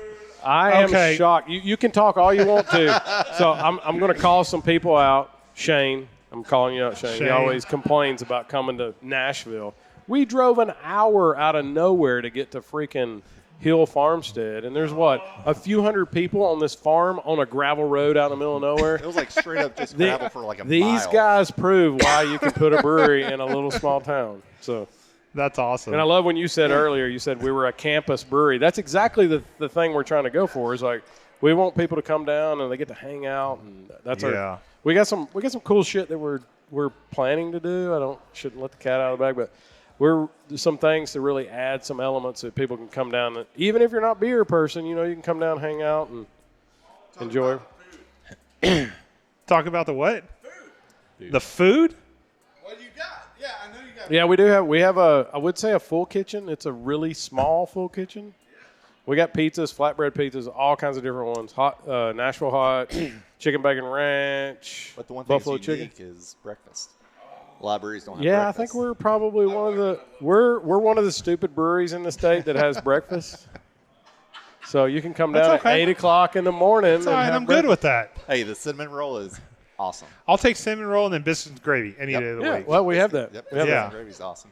What time can you get? So we're 8 o'clock. closed Monday, Tuesday. We open at 8 o'clock Wednesday through Saturday and 10 on Sunday. And that's because that's when we can serve beer. That's when you're allowed to serve beer. Yeah. 8 a.m. I was like, hell, we're already open. I mean, we're not open. We're already there. Why don't we just get somebody to come in and run the breakfast? Because we're here working the whole time and we're paying rent on this building that we're not making other than brewing beer. We're not selling stuff to people. So it's been a slow go, but it's starting to pick up. Our breakfast has gotten better and better, and people love it. I mean, we're limited because of the size, but everything we buy are better ingredients. We buy better sausage, and our biscuits are freaking This isn't phenomenal. Papa John's, Mitch. This is Common John. Yeah, Papa John. Better ingredients, better food, Common John Brewing. I'm telling you, man, you need a beer called that's what you need. What, Papa John's beer? The Papa John's beer, man. Common John's. Common John. This is the beer hitting at this point, man. I don't fucking know anymore. Common John Brewing out of Manchester, Tennessee. LeBron, you the man, dude. Thank you so much, brother. Thank y'all for Appreciate having you. us, man. Hey, LeBron's got a hell of a beard, man. I don't care what anybody else says. Well, hey, you got it. You got some gray going in there. You'll be there with me, before Dude, too long. it's the 3-year-old. That's what it is. He's giving me a good time right now, so he's stressing me the hell out. I got to give a shout out to my buddies. Well, some of our best friends in the brewing industry, Yeah. the guys in East Nashville. I stopped by there and got their East Bank, their Citra IPA. Oh my gosh! You talk about East fun. Nashville Beer Works, Citra Bank IPA. Yeah, You talk about some fun guys to hang out with. Those are the best guys at a beer festival that you can ever hang out. They're with. here tonight, I think. Yes, they aren't are. they? East Nashville Beer Yeah, Works. we is were here down. tonight. I was hanging out. That's why I was running late. I thought I was running late. I was hanging out with Mitch and Jonathan. So they brought one of probably the best triple IPAs I have had in a long time Yes. at your festival last year. Insignificant. That's what it was called. Is that what it was Yep. called? It was amazing, Dude. and it broke my brain. So I've got a little story with Mitch. I mistook him for someone else at the Common John Festival, and I walked up to him, and I'm sorry, John, Wasn't I'm gonna the use you alcohol. as an example, and I was like, "Nice jacket, Mitch," or not Mitch. I didn't know he was Mitch at the time, but I was just rubbing it. I was like, "Nice jacket, man. How you doing?" It wasn't who we thought it was, by the way. No, it wasn't at all. I got halfway through the But that's how you make the conversation. homies, right? Dude, I got halfway through and I realized it wasn't who I thought it was. And it was like, hey, man, sorry about that. Who are you? And and Mitch was totally cool. East Nashville is fucking awesome, man. I got to talk to Mitch. You talk about a cool place. Like their outdoor space. My wife has been on me. Like, you got to put a playground in. I'm like, yeah, I'm right here. I'm like, yeah, I like drawing in those families with the kids, but the kids not so much. It's like because more kids, more liability. I'm from the generation where you used to beat kids. So I'm not, but I still beat my kid anyway. So I feel like if you were to, That's not great. yeah, bring. Well, I didn't beat them. They got, just to clarify they were disciplined. There were no closed fist beatings. They were disciplined. They were disciplined. That's the word to use. We're not allowed to use beach. CPS would come on our ass if this No time one around. beats their fucking kid. All right. Hey, I got one daughter. I got one daughter that's a brewer, and I got another daughter that's a Marine. So if I did beat them, it worked out. There you go. Hell yeah, money. Strong kids, man. That's how it is. John and LeBron, Common John Dude. Brewing Company, Manchester, Tennessee. By the way, thank you for all the swag, all Yeah, your man. coasters, stickers. It's shirts, amazing, dude. Everything, man. It Thank looks you guys for fucking coming great. fully loaded. I mean, like coasters, beers. Dude. You guys kept us hydrated. That beer and pocket on the the shirt. shirts are amazing. Dude. John and LeBron came literally matching in shirts with the beer pockets in tonight. I'm going to just shout out to 1025, the game. You know, thank you for the mics. They were great. And you all need some of these shirts. Yeah. Well, they go on sale tomorrow. We're doing a special. I mean, these are super nice shirts. $50 They're super clean. tomorrow only. Dude. They will sell Yeah. out. We only got like 80 of them, I think, or something like that. Dude, I need one of those. You look I'm good gonna- on one of those shirts with one of those shirts, Mitch. I get Hey. it. Yeah, all right. The older I get, they're stretched, like four-way stretch. I like that. I'm converting my entire wardrobe to these shirts. Dude, I was on a boat today. Don't convince me. Don't show Mitch with a good time. Thank you again, Yeah. guys. This was You guys definitely get back down to the patrons. So Common Killing John it. is at the Preds Brew Craft Brewers Conference Festival tonight down there, serving. Is it just the two beers? No, we got three. We got the Ride Orange that I gave Yep. you guys. Well, I'm drinking the East Bank, but you have Ride Orange. We have our Universal Sound Double IPA. We got the Karuba from the Beer Fest winter or Homebrew Fest. Yep. And then we also, hey, you got to do it. We got a hard seltzer. It's peach. Yeah. I should have called it peaches, and more peaches because it is straight up peachy. Straight up peach. So come try that. It's really good. It's a super low cal. We use Hell yeah. we try to. I'm very finicky about flavors and things, so I hate like Sweet? artificial. Is it a sweet thing. seltzer? It's Is a it more- sweet. It is Okay. sweeter, but we All use right. we tried a bunch of different artificial kind of because people that drink seltzers want low Yeah. cal. So Sure. this one is very authentic peach. You know, I'm not a seltzer fan, but everybody loves it. So. Hey, you got to do what you got to do. But our seltzer, we're doing a seltzer series called Unplugged because we're into music and all that kind of stuff. So Okay. it's- And all of your beers are named after songs. for the most part, every the once most in a while, part. like the Ride Orange, that was like a special thing. But Right. most of our core beers have some music reference to Yep. them. Okay. And Common John, that came from a song. Yep, I remember. So those of good. you guys that have been with us for over a year now will remember that episode that we had with you guys, and you guys took us through that whole story of from inception all the way to what do we name our brewery, and you were going back and forth, and you were at that concert that night, and you were like, hey, that sounds like a good Oh, name. yeah. Checking with your lawyer and doing Yeah, all that. kind Yeah, of it's stuff. crazy. It's hard to name beers. I think. Yeah. Well, thanks, guys. I appreciate All right. it. You guys Y'all. get that. Thanks that for done. man. We love it. Thanks John, for having thanks us a on lot, again. brother. Appreciate Have a you good guys. time. Thank you Cheers. so much. Yeah. Y'all come to the beer fest. Will do. September 16th, Common John family reunion. Mitch, Yes. it's a That good was time, a good man. one, man. Yeah. Cheers, man. Thank you. Yeah, there you go. Thank you very much. LeBron always got it figured out. Hell Tons yeah. of good breweries here tonight, Mitch. So good, dude. We've There- been through. I mean, like Chad from Yes. Tenfold is here. Yes. We've had Carl from Black Abbey. Yep. Just representing, and then Dude. LeBron and John from Common John, and we're not. I mean, Bearded Iris is in the house tonight. Let's talk about it, man. They Yeah. supplied 2 beers for us. Yep, so they've let's got. get into it. Sure, absolutely. So we've got Home Style. Let's go Tunnel Vision. Let's You wanna- do it, Let's man. open up Tunnel Vision. So we've had Homestyle is probably one of the beers that we constantly have. Homestyle is like the OG of Bearded Iris, and they've been here 6 or 7 years in Nashville now. Yeah. So I remember, I've been to just about every single anniversary that they've had. From the second anniversary when they released double Homestyle to triple Homestyle on the third one. And then their fourth anniversary, they did triple Homestyle with cryo hopped with, might have been Citra, I can't remember. And then they did one-man band Rat-a-tat. The Bearded Iris was one of the breweries in Nashville, the first guys that were to come out with a new IPA every other week. Those were the guys that were constantly coming out with something new. They gave me my first interpretation of FOMO without realizing it. You didn't even realize it. No, you had to be there to get the new IPA when it came out because there was nobody else at the time doing it. And they put out a new poll recently that I thought was pretty dope. They said, which one of our old beers should we brew again? Remember that poll? Yes, and they did not have what I wanted. Do you remember which good one? ones? Yes. There was 4 of them, right? So there was Red-Handed. Oh, that was the winner by far. I think Red-Handed was the winner. Yeah, Red-Handed was the winner. Yeah. I will take that any day of the week. But there were other ones as well. Yes. And they posted it on their Instagram or Twitter or whatnot, their socials. And Red-Handed won. Yes. So they're going to be rebrewing Red-Handed. Oh, man. Is that really won? Yeah, I think that was the winner. I saw the results. I am very curious because Bearded Iris has been killing the can art. Yeah, they have. Recently. You want to talk about a brewery that is going through a rebrand right now. It's insane, man.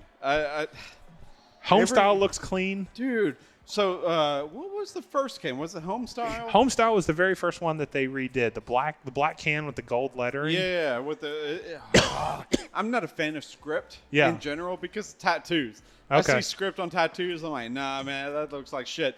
Because you get older, it gets whiter, all that kind of shit. But their can art is solid. It's solid black. It's got the gold cursive style. Yep. It's super script. Not clean, super dude. script. Sorry, it's script. Yeah. Not super. It's super script. clean though. It's super clean. Yeah. And the double homie is the inverse colors, so you know they're related. It's got the yellow, the gold can with the black text on it. So and then good. let's talk about Pep Talk also. So Pep Talk has kind of like almost like the old school Miller Lite looking like text like coloring. It's got like that 50s style logo to it. It does, man. Yeah. That Pep Talk is nuts. I like it. Tunnel Vision. Tunnel Vision is just insane, man. Look at the can, man.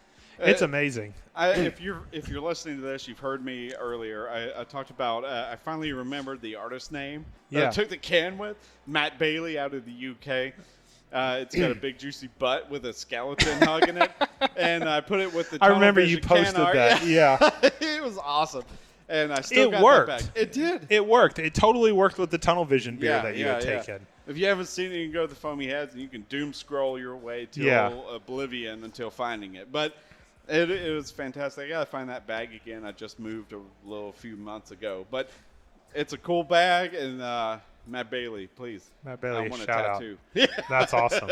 Yeah. Well, we're drinking. We've got so the homies at Bearded Iris supplied us tonight with Homestyle, which is kind of like their staple IPA, right? Yeah, that was what they've been brewing since day one. And then they've also got Pep Talk here tonight, kind of more for the easy drinkers that are looking for something that's a little less, that's not as hoppy It's and a something lager, a little easy. yeah. It's super easy, super clean. And then Tunnel Vision, which is probably one of my favorites. So good. Tunnel Vision, Attention Please. Those are the two that I don't get to drink that often. That just has tons of flavor for an IPA. Yeah, whoever their label art person is doing a damn good job. They're doing great. I mean, look at that. DDH, Citra. I don't know if any of you can see that, but they label it near the barcode, which is just fucking smart. I mean, why is that smart? I don't know. I'm looking at the front. What do you see? Yeah, okay. That's fair. Yeah, I mean, you're going to look at bullshit on the back to figure it out. But all of their so it seems like they're going through a rebrand, right? Because I mean, they've every single one of their cans that they release out into the public, not just their special releases, but the ones that they're doing constantly through constantly releases out into like grocery stores and liquor stores and things like that. Like those beers pop. Yeah, they do. When they hit the shelves. I mean, think of Burial in North Carolina. Yeah. What first thing, if you've had Burial a few times, what is the first thing that comes to mind when it comes to describing their beer? Edgy, like. Sure, but when you read about it, what do you learn? What have I learned? It's 2 paragraphs of text. It's it has nothing to do with the description of the beer. It has everything to do with death metal and just like you're reading the script and the description. It just doesn't make any sense. Well, in Nashville, we have a little bit of a different thing. If Bearded Iris was leading the charge, let's say, and they got cable art, it's a full can art. What is this? It's about 16 ounces? 16-ounce can. 16-ounce can. Yep. So I love that they have the DDH Cetra labeling. Yeah. And if they do that for every kind of style, I fucking appreciate it. I love that. That's a leading kind of characteristic. Okay. You don't have to look through the label to figure out what it is. For sure. You just find the barcode and find the description. It's a clever place to put a description of a beer. Anyway, further up they go ale. And let's see here. They talk about it a little bit. So they even put double dry hopped on the thing, but they also kind of describe it a little bit. Bearded Iris, you and me know them. Yep. We know them. Yeah, that's true. There's 3 little words that they always describe a can with. All the way at the bottom. All the way at the bottom. Yep. They make good beers, man. Do you feel like that describes the tunnel vision? No. But it is what it is. It's okay. It is what it is. I mean, like all things, you taste it first and talk about it later. Yep. So. Well, let's do this. Let's finish up these beers. Let's take a quick rinse break. Yes. And then we're going to jump on the mics. We've got a very special guest coming up as soon as we get back on record. We've got Highwire in the house tonight, so we're going to be talking a little bit about their beers and what they brought to the festival, and then we're going to be talking about their new Nashville taproom location that's opening up. So we're going to take a quick rinse break, and then we will be right back. And we're back from the rinse break. Mitch and Rich hanging out at the 2023 Nashville Predators Craft Brewers Conference, Bridgestone Arena, Nashville, Tennessee.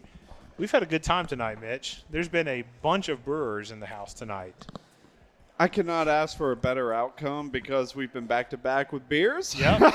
It's been back-to-back. We've had tons of people. We've got Josiah giving us middle fingers over there, but his I love Josiah, man. His arms are really scary, though, because he works out a lot, so I'm a little scared right now. You fuck with Josiah, you got big trouble in Little China. Oh, good call. I like that. But we've got a special guest in the house tonight. So Highwire, I want to shout out to Highwire real quick. Highwire is probably one of the first breweries that I ever went to in Asheville. I was told that Asheville was kind of like a beer location to go to if I want to drink good beer. Oh, yeah. So I went to Asheville, and I'm like, where's the first place I'm going to go? And I happened to stumble across this location across from the Biltmore because I took my wife to the Biltmore because that's what good husbands do. And we went and during the Christmas time, so we took the guided tour and all that. And I was like, hey, baby, there's a brewery right across the street. Let's go check it out. So we walked in, and I was hooked. And I didn't know it at the time, but Highwire was just about to start distributing in Nashville at the time. So I got an opportunity to try a bunch of beers that I had never had before from this craft brewery. And Asheville very quickly hit my list as one of the best places and the best cities to go to. And I go back there probably every other year to hang out. But tonight we've got a special guest in the house tonight. We've got Sarah Bond, who is the taproom manager for the up-and-coming location in Nashville, Tennessee. Woo! What's up, Hell Sarah? Yeah. Hey. Super excited, man. I can't wait to get this place open. Yeah. It's probably been a big journey for you. Yeah. It's been a few months in the making for me, at least. Okay. Yeah. And you came on to Highwire, and we're homies with Emily, who's kind of like the area repping for Nashville. One of the best humans. Yeah, she's such good people, and she recommended you. So we knew that Highwire was going to be at the Craft Brewers Conference tonight at Bridgestone Arena, and we wanted to talk to you guys. So she recommended you, but you are actually going to be the manager for the Nashville location, taproom, when it opens. Yep. So tell us a little bit about that. I'm so excited. We've got a nice, huge space in there, seating for a couple hundred people. Oh. Dog friendly. A little bit of food. Dog friendly too? Yes, dog friendly. That's the biggest thing. I'm so excited. I'm super excited for that because I'll be bringing my dog there for sure. I will have a jar of dog treats behind the bar, ready to meet every single puppy that comes in there. Yes. So I'll be my best friends. That's awesome. Yeah. When is the official opening date? Do you guys have a date yet? A week from today. A week from today. August 18th. Yep. Okay. Yeah. I don't even know if this place is going to, this episode, Mitch, I assume is going to drop sometime around that time or after. I'm not sure, but their Nashville tap room opens August 18th. That's 7 days from now. Mm-hmm. Let me look at the calendar now that I'm right. Let me see We're here. almost there. That final stretch. Oh, God, I'm so ready. So I was looking at pictures. Mm-hmm. The space looks super dope. Yeah, it looks rad as fuck, dude. Bright neon colors everywhere. Tons of neon colors. And big space. Big space. And then you said animal friendly too. So bring the dogs, bring the homies. Yeah. Mitch, you and I stumbled across their Knoxville tap room. Oh. Remember that? Yeah, man, that was awesome. That was one of the first times we'd ever tried a cold IPA because we walked in and we were like, well, I think we were driving around. We were trying to figure out where to go and get beer. And Mitch was like, hey, Highwire has a Knoxville location. And I was like, no, they don't. And I looked at it. Sure enough, there's a fucking location in Knoxville. Well, one thing that drew me to it was this is weird. So this whole day, cold IPAs have been a thing. Yeah. And it's a increasing endeavor in the craft beer community. And it was the cold IPA that brought us to Highwire in the first place in fucking Knoxville. Did I push that? Yep. It's okay. I'm fixing 102.5 the game stage. There you go. I'm sorry. All right. You're good. We're good, man. Yep. But yeah, that was what brought us there in the first place because we haven't had a cold IPA, whatever that meant. And we went to experience it. It was a half-off deal or something like that. Yeah, it was something like that. It was great. It tasted amazing. I can't remember the hops that were in it at the time. It was a cryo thing. Space too. was huge, too. Yeah. They got massive space out there. Yeah. And it was around the time, I think, when locations just started opening up after the pandemic. So people were still, like, being responsible and being spaced apart, right? And that's what Highwire is good for, is they always have big open spaces in there, so you never have to be too bunched up with other people. Yep. Yeah. And we'll have the same kind of thing. Yeah. It was such a dope spot, and it very much resembles the Highwire, I think the one that's across from the Biltmore location was very big. Yeah. Was very big. But Bridgetop is a Bridgetop, I think, is the name. Big Top, thank you very much. Yeah. Highwire, it's all circus-like. Yeah, it's a much smaller location from what I remember. But it's still spread out. Yeah. There's a lot of space in all their locations. Yeah. It's pretty great. So you mentioned a third location that Asheville has as well. They have downtown, which is the South Slope, I think is what it's called. And in that one, they also have a tiki bar that just opened up. It's a tiki bar speakeasy. So I call it Tiki Easy. Tiki Easy. That's not the one that's near the Biltmore. No, there also is the Biltmore. There's the Biltmore location. And there's Big Top. also River Arts District, the RAD location. So there's 4. 4 with the tiki spot, yeah. There's 4 in Asheville. Yes. Yeah. And then there's the the Knoxville location, Mitch. I want to say we're the 11th tap room to open up. Holy shit. Why don't I know about this? We're taking over, man. Highwire everywhere. I don't fucking know. That's what happens when you got 9 to 5s, Richard. Yeah. I'm a coder. I'm a ones and zeros guy. I don't know what to tell you, man. Yeah. That's awesome. So let's talk a little bit about the Nashville location that's opening up. So you said it's opening up a week from today, which is August 18th. Yes. You are going to be the taproom manager for that one. Honestly, where's it going to be located? We are at the corner of 8th and Division. Okay. Right behind where Party Foul is. We're on the same block that Marble Fox is. Hell yeah. Sort of kitty corner from Frugal's. Yeah. Oh, okay. I know exactly where that is. I was at Marble Fox a couple of weeks ago. I mean, I don't know how much insider knowledge it is, but free parking at Party Foul. Don't say that. You're going to piss off the boys at Party Foul. No free parking at No Party free Foul. parking at Party Foul. We have 2 hours of free parking at Highwire, though. There you go. Okay, Yeah. so there you go. Yeah. So you guys are going to have your own parking lot there. We have one in the building, so it's Modera. It's a big condo or apartment building. Yeah. Come inside. There's a QR code you can scan for 2 hours of free parking. Oh, Nice. okay. Yeah. So there we go. At That's least a what's little up. bit to help you out. I always forget about QR codes because Yeah. I'm stupid as fuck. QR codes are kind of like the comeback of the century, man. Like nobody cared about QR codes until COVID. Yeah, Man, QR codes change everything for yeah, COVID. it did. Yeah. It did. Everyone's Menus, using. ordering, all that. Now all of a sudden everybody needs a QR code. If you're ever going to a restaurant where you have questionable parking, see if they have a QR code. Yes. There you go. Because that saved my butt at Bibco Silva and Supply with Black Dynasty and everything. I went there to eat and drink.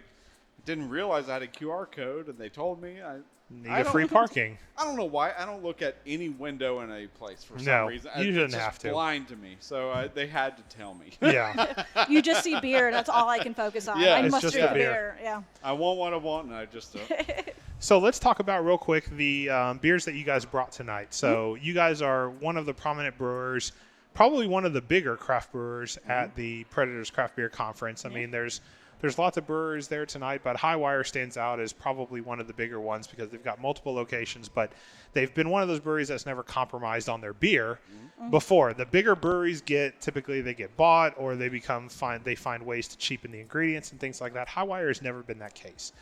I've been a fan of like high pitch, low pitch, juicy. I mean, just every single one of those beers have been always amazing. And the fact that you guys do like 6-pack, 16-ounce cans Yeah. is awesome. Because you want more beer. I want more beer. Not necessarily 12 ounce. You don't want just 12 ounce. You want 16 ounces I of want beer. 60. See, Yeah. Sarah gets me. Yeah. I want 16 ounces, Mitch. yes. I don't want 12 ounces. All right, Sometimes I want 32 ounces, and that's okay. Not all the time. Just keep but buying more. that's right. Yeah, and I keep doing that. But so what did you guys bring to the festival tonight? Have you been down there yet? Yeah, we brought 2 beers tonight. We have our Margarita Goza and our Leisure Time Lager. Ooh, Margarita Goza? Yeah. that sounds nice.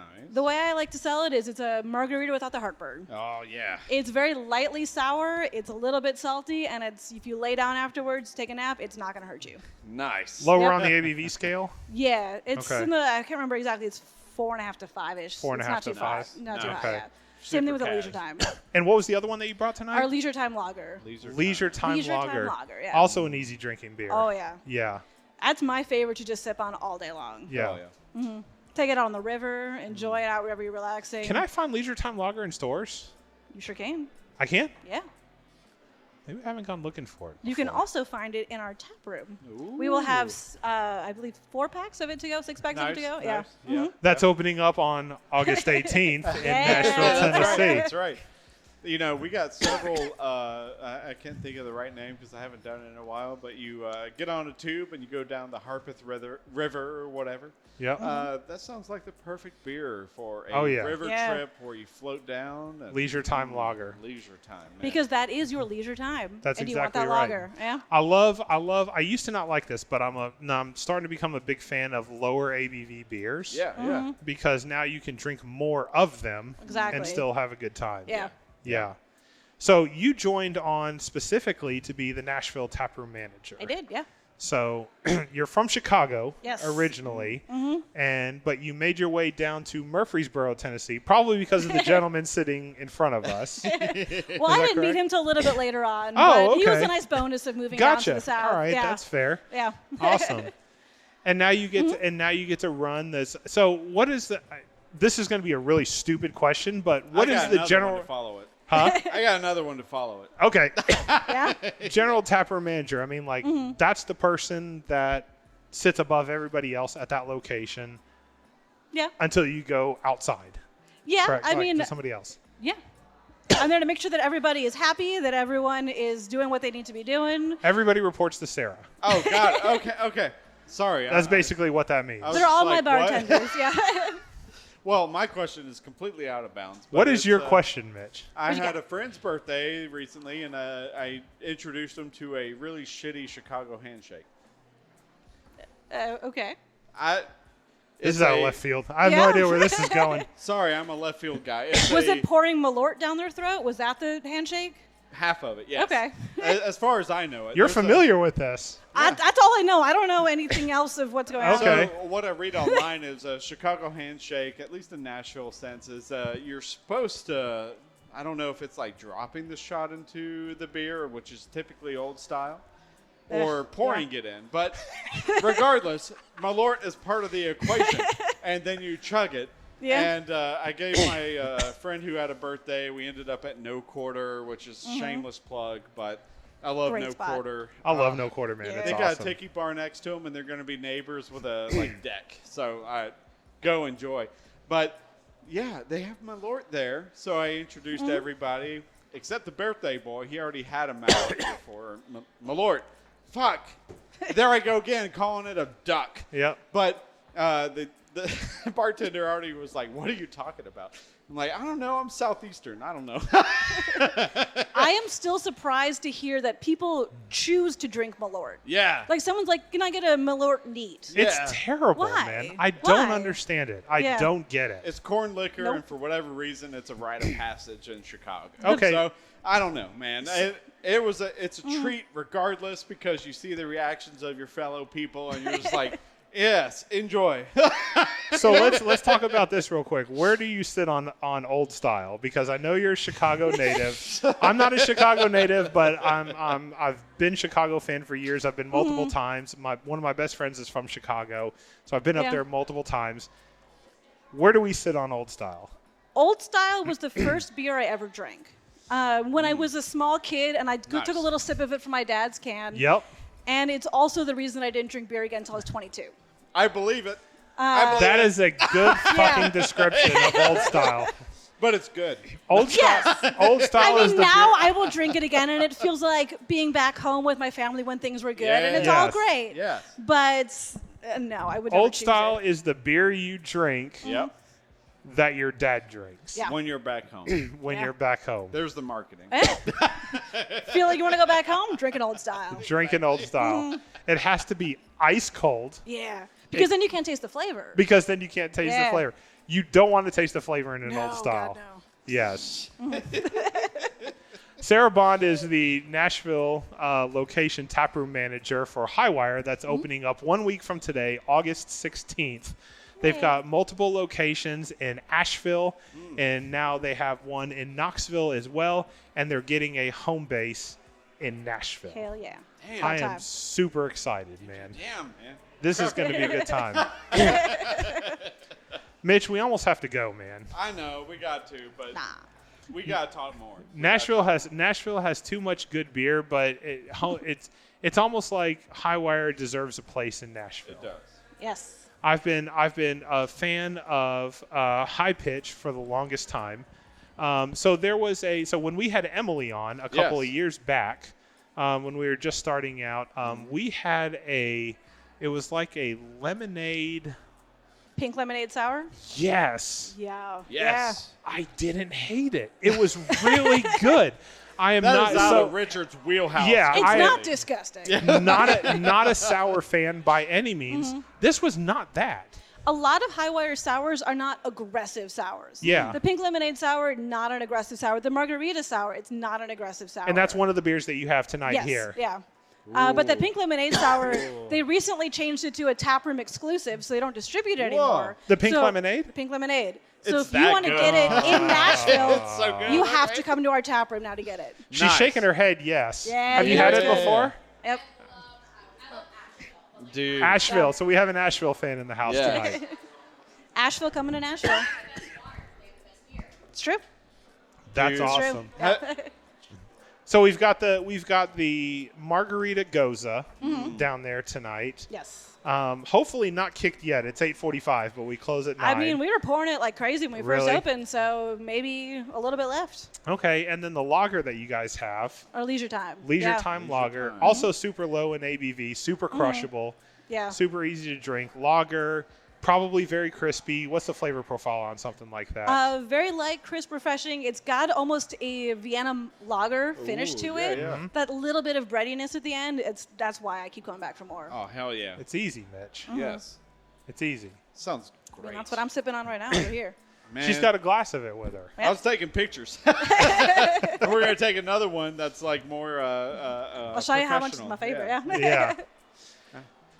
Dude. I'm really excited for the 18th, man. Yes. Yeah. I know I sound like I keep repeating myself, but No, Asheville, we are genuinely yeah, excited. Asheville, Highwire holds a special place in my heart. I'm really excited. Nashville is a very good fitting place for Highwire. Yes. Yeah, I am so excited. I got hired on in the middle of April. Yeah. And it's a new build in Nashville. And as I'm sure everybody knows, new builds in Nashville just take forever to get going. Yeah. And approvals and all that, so it keeps getting pushed back. But now that we're finally here, I'm so excited to have butts and seats, beers in hands. I just want people there to be enjoying how great the space is and how great the beer is. We're looking so much forward to it. Yeah. It's exciting. Thank you very much. Yay. I'm going to give Sarah a hug right now. Yeah. She's the homies. It's very nice to meet you, man. Thank you so much. Sarah Bond, Hey, Nashville. get in there with her. I'm going to take a picture real quick, and we're doing this live real Sarah quick. Bond is Yeah. the Nashville Get in there, Rich. Highwire. Get in I got you. I'm going to take a picture real quick with her because I'm kind of cheesing out right now. Hold up your glass, Yay. and yeah. There we go. Everybody. He's going to even get out of the Beer. bucket real quick. Nice fucking beer. Yeah. We're good. Awesome. Thank you so much. Thanks, guys. Thank you, Enjoy the rest of the Highwire. festival for us. Thank you very much. Be safe getting home tonight. Yes. Highwire, Mitch. Yes, man. This is dope, man. so I'm really good. excited. So fun. We have a bucket o' beer here. If you're out, grab a pour. Josiah brought beers for us, man. I'm ready. This is awesome. I'm ready. He's brought. What is this? Oh, Full crap. pours. All righty. You're We've up got- next, man. All right. Thank you so much. Let's talk about Big Trouble a little bit. So we've got Josiah, Mitch. I'm in big trouble. Yeah. I remember the last time I went there, you said you paid. I Yeah. left. You did not get paid. So Josiah messaged us the It next was day, and awesome. he was like, well, I thought I had paid. Yeah. And he was like, hey, one of you guys' tab was still open. So we have not forgot. It's okay. It's a little over a year and a love half it, Hey, ago. man, I it love happens. It happens. I felt you know. bad, but I know you were good, and I just We're good, dude. I'm gonna. Josiah is probably one of the, well, number one, he's kind of scary looking, but he's one of the nicest dudes that we've met. So Big Trouble holds a special place in our heart. I mean, Mitch, this was 2 years ago. I mean, you guys literally just celebrated your second anniversary. Yeah, last Friday we did our 2-year bash. and Yeah. It's I can't really, believe it. Time really flies. We were there during, it was right after the soft opening, I think. Yeah, It was I right had like before- 3 beers on tap or 4, and y'all came and tried them, and I was like, oh, God, I hope they're good. I hope they're carbonated. Dude. Yeah. I hope they're not flat. They were so fucking good. One of dude. them, you were curious whether or not it was actually going to be carbonated. You were Yeah. like, I'm not quite sure yet. As you I'm were still pouring in it that off the spot, top. man, for every beer. I'm like, oh, Damn. God, oh, God, oh, God. It hasn't gotten easier Dude. for you? It's gotten a little easier, but It's all great, dude. it is all Thank great, you man. So much. But I still get that pucker factor, you know? It's just, it's a leap, dude. Like, yeah. every time you're like, I don't know. I'm not one of these big boy players, you know, and I'm just like, every brew is kind of a heartfelt enterprise of like blood, sweat, and tears, time. And like, it doesn't take much to mess up a beer. You Yeah. know? Like, you can, It's a be- sensitive subject, man. yeah. So, The materials are great. Josiah's with Big Trouble Brewing. He's located out of Gallatin, Tennessee. Are you guys still the only brewery in Gallatin, or has there been something else that's popped up since? yeah, as of now, we're the only one in Gallatin. So we're in Sumner County. There's 2 in Sumner County, Half Batch, Props. Half Batch. They're the OGs of Sumner County. Good Hendersonville. dudes. Nate and Suzanne Yep. run a great operation. They got some really good beers, and we love them. They've been very helpful. Man. But they're there. But in Gallatin specifically, Yep. we're the only one. And I think I just heard tonight at this beer fest, there's another brewery that's about to like open up a shop. It's a pizza place. Oh. What's their?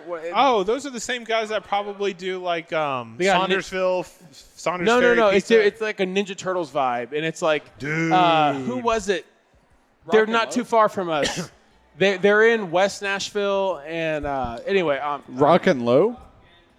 Rock and Dough. yes, and Rock and Dough. Dough. Cody is the OG. Right Cody on. knows. Sorry, man. Yeah, dude. Rock and Dough said they told me tonight they're like we're looking in between Hendersonville and Gallatin. They're going to try to open one, and I'm like, I'm all about it, man. Like the more the merrier. Yeah. I think my opinion is like a brewery should be like a cafe. Like every town should be able to support a cafe or like a little coffee shop. Every town should be able to support a brewery. Like when I first started, I went to Colorado and I met some dudes, and they were like, there's this town of 800 people called Ridgely, Colorado. Ridgely, Colorado. There were 3 breweries in a town of 800 people. And I'm like, some would say bro. that's saturated, but Yeah, it probably so, and I get it, like Colorado market's different than Tennessee. Yeah. Like, that's a brewery, state. There's there's like craft beer mecca in Colorado.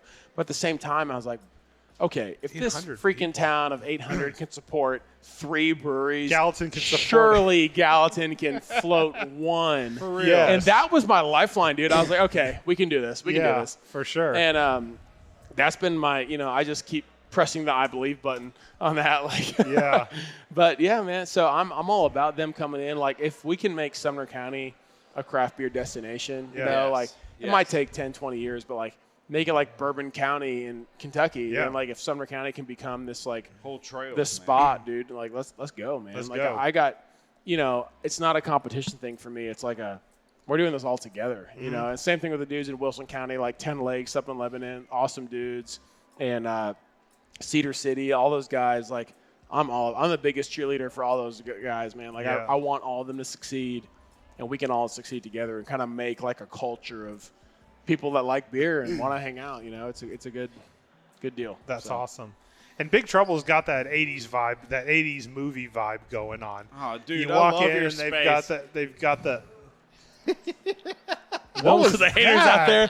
Got haters in the crowd. What was that? He's only brewed 40 of our beers, and he's the biggest hater out there. Yeah. I'm a big fan, man. You walk in, you've got the green grass on the walls and the Yeah. space It's right fun, there, man. and then like you guys still have the bar out there with like all the stuff underneath it. Yeah, man. We Yeah. try to keep it fun, You know? like 80s. I can't help that I love Schwarzenegger, Stallone, Commando, Gremlins, yes. Goonies. So Yes. terrible Yes. and good Yes. at the Name same a bad time. 80s movie, I dare you. There's no Can't such do it. thing as a bad 80s movie because Can't they're do it. all horrible in their own beautiful way. Yep. It's all And, so creative and yeah, lovable. man. They're amazing. And Big Trouble I Little just, China. Yeah, Yes. that's the king of them all. I got Yeah. it tattooed It's on my amazing.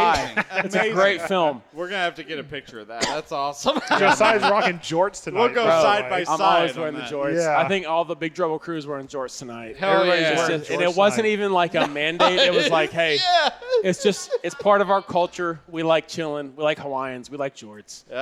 We like random people coming up during a podcast and saying Hell yeah. hi. Hi, how y'all doing? Hey, Some of guys. you got to drink with us, but we don't have anything to give. Except I got a sour bucket. that's 39% full, Hey, Go that's for it. true. We also have a bucket of beer from Black Abbey. A bucket of beer.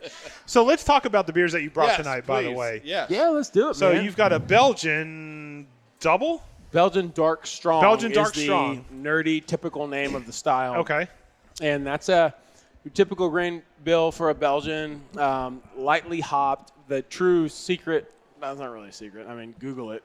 But what makes that beer what it is the recipe calls for like 20. So we did a 5-barrel batch for this, Okay. which is about 155 gallons for you non-nerd brewers out there. But the recipe calls for like 25 pounds of honey and 25 pounds of dark candy syrup. It's definitely got a sweet profile to it on the edge. And part of that is because, like, look, I'm not cheap, but I'm kind of cheap. Yeah. And I didn't want to buy 50 pounds of honey and 50 pounds of dark candy. So That's fair. we did the dark candy solo. And we just did 50 pounds of dark candy syrup in okay. there. And so it really gave it this rich, no pun intended, Yep. with this rich, like, I'll take it. sweetness. And it's very full-bodied. It's rich. It's sweet. But it packs a punch, man. Yeah.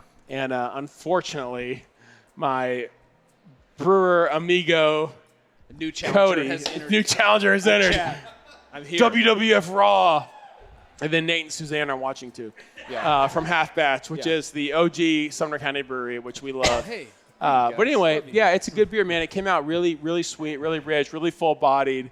And unfortunately, the only bad part is I made too much. Okay. So we don't distribute a lot of beer to like other bars and other restaurants and stuff. So we got to sell all of it in our brewery at the tap room. And nobody wants a Belgian in July Sure. because it's hot as shit. I mean, I kind of want You I kinda like Belgians in July. I'm not the typical Some guy people that, do. like, Yeah, you're not a I'm a typical larger guy, bro. individual. Yeah, I want some yeah. heavy. I want That some guy wants bigger a Belgian beers. in July. He wants but a like, Belgian in general, July. like, the people that pay But the we're not the bills, guys that's going to drink the entire yeah, keg, the people right? that, what they want is like, what do you have that's like a Bud Light? And I'm like, bro, I don't know. So honestly, we have 12 taps. 4 of them are devoted to people that ask the question, what do you have that's like a Bud Light? So we got like a Blood Orange Blonde, a Mexican lager that's light. We got another blonde, like a higher ABV blonde called the ODB, Old Dirty Blonde. Yep. And then we've got a Kolsch. Those are like our 4 light beers. And those sell like fire. And that Blood Orange Blonde was really good. I remember trying that a couple years back. That was really good. Yeah, that's Are you mic'd? I am mic'd. I'm here. Who are we talking with? I don't know. Who is this guy? Stranger. Some Who is this random guy? guy in jorts and a Hawaiian shirt and a backwards Big Trouble hat. Yeah. I just want to let everyone know here how cool it is to be on this radio station, which I don't think we're on the radio station. We're not. But, We can pretend we are. We can pretend. We're on 102.5, The Game. Yeah, for anybody who's Sunday. We're at Bridgestone Arena where Friday. the Preds play. My bad. You know, where the Nashville Predators play, right? Yep. And so it's like, hey, you're kind of getting to be a part of. I feel like I'm calling a game. Wayne Gretzky just scored a goal. Yeah, exactly. Like we that's saw him that's the shoot. vibe right now. No, so I help. Actually, I guess assistant brewer would be the best. No, co-brewer. Co-brewer. 50% I don't know what brewer. You call me, but Okay. Pretty much everything that you Thank you, drank Kaylee there, Hall. I've had a hand in some way. Josiah's got an employee. Not Look really. at you, man. Yeah, I I mean, work for free. he gets paid front of the house, but all the true work he actually does, which is like the kitchen magic and Yeah. like designing all of our food. And He's helps- underpaid. He's not paid for the true work he actually does. Cody is the amazing backbone of the brewery, and I could never say thank you enough. Good job, Cody. Yeah, That's dude. me. That's Good job, it's small business in a suburb. We're just trying to make it work. He looks familiar though. Like I remember. Like has he been with you for quite a long time? Since before we since the began, OG? he was Yeah. he was the guy that I was like, hey, dude, I want to start a brewery. Yeah. And we were homebrewing together. This is like 2019, 2018. We're homebrewing Right on. making. We still have a batch in a 5-gallon corny cake in my shed, which has endured several winters and summers. So it's gotten hot and cold and hot and cold. We call it the Drunkle Dan. It was a Belgian quad. It's still in my shed. What's this thing gonna taste like? God no, dude, it's an abomination at this point. Like it's been through so much environmental stress, and It tastes I'm like I still want to tap that shit, man, and be like, Try it out, man. see what happens. It Yeah. could be great, dude. It's like you never syrup know. and bad dreams. I Yeah, think that's it's like- probably gonna be like That's what a it's gonna be. chocolatey, quaddy syrup. I Yeah. don't know, but Cody's been there since the beginning. Awesome dude, super helpful, and asks nothing, and like best friend one could That's ask for. dope, It's probably man. like you guys, Yeah. like. Rich and Mitch, Yep. like the OG. Homies for life, man. Yeah, homies for life. That's what it is. Just Sorry, you're allowed to say whatever I'm saying, but no, you're fine. I was gonna say I remember when we were really just starting out in the podcast industry. And we had a few people under our belt, and we were like, hey, there's this brewery that just opened up in Gallatin. Let's reach out to them and see what's up. And Josiah was like, yeah, man, come on by. And so, like, we showed up, and he was like, yeah, we're not. I think you had just had your soft opening, but I don't think you had your grand opening yet. And we were sitting at your bar, and you were literally pouring us beers, and we were going through like the hot profiles and things like that. We were going through. Yeah, you remember this now. Yeah, I know what you're gonna say. And Because I messed it up. Yeah. No. Yeah. No, we were going through all of these beers. And no, not at all. And I was like, I remember like after we packed down and we left, and I was like, Mitch, I was like, Josiah was really hard on himself. And he was like, I'm trying, I'm doing this thing. And I was like, I don't think he realizes that he's better than what he thinks he is. I literally told Mitch that. And here we are. 2 years later, over 2 years later, Yeah. you just celebrated your second anniversary. You're still going strong. And now you're at the Nashville Predators Craft Brewers Conference. Look at us, huh? Who's better than you? Who would have thought? Who would have thought? Not Who me. would have thought? Not me. Not you. Not me. Not at all. Yeah, man. Crazy journey. Yeah, so you've got the Belgian strong. All right, dude. I don't think I should say this, Yeah. but honesty is a good thing. And the Belgian is a great beer. It's one of my favorites we've made. We called it the Jean-Claude is the name of the beer. And the style is a Belgian dark strong.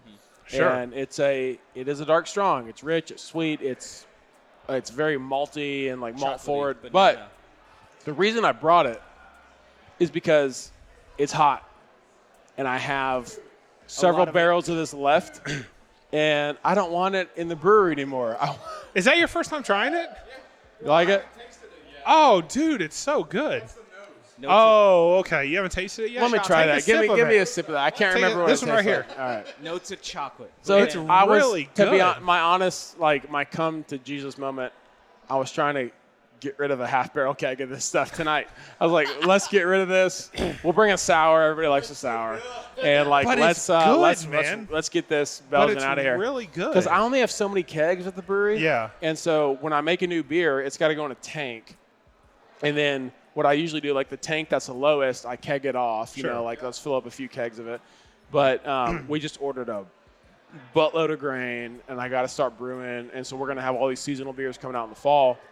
It's like, we need to clear some keg space out. So if we can get this Belgian out of here, let's do it, man. It's not that it's a bad beer. It's just that, like, it's not a July beer. It's not a July beer. It's not an August beer. So it's super tasty, man. I agree, man. It's like really syrup. good. It's like a snow day comes, and you're like, ooh, this is what I need. Like, sit by the fire. You got snow falling outside. Yeah. And, like, this is the perfect beer.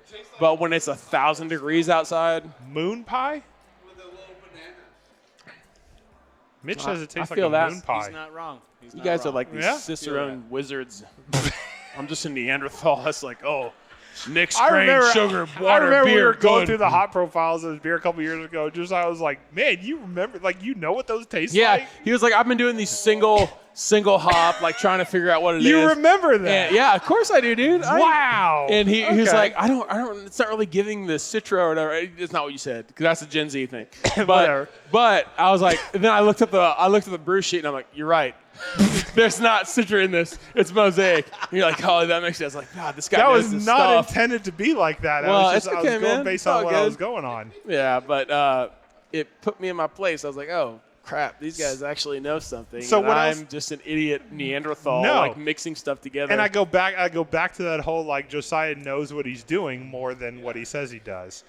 So wrapping up, what is the other beer that you guys brought tonight to the festival? We brought a beer called the Ram Jam, which is a kettle sour, which features heavily an expensive fruit called blackberry. We should have just called it the Grimace and just I wanted to call it the Redemption. So anyway, I don't know. You know what? I don't even care. So this beer is this is our fourth sour. And we've had You guys were not brewing sours when we talked. No, we weren't. But we had really good luck with our first three, and we do kettle sours. So most brews, you mash in, you boil for an hour, and then you knock it out. You drop the temp down to, as low as you can get at 68, whatever. Yeah. And then you ferment. You pitch your yeast once it hits the right temp. This beer, the kettle sour process.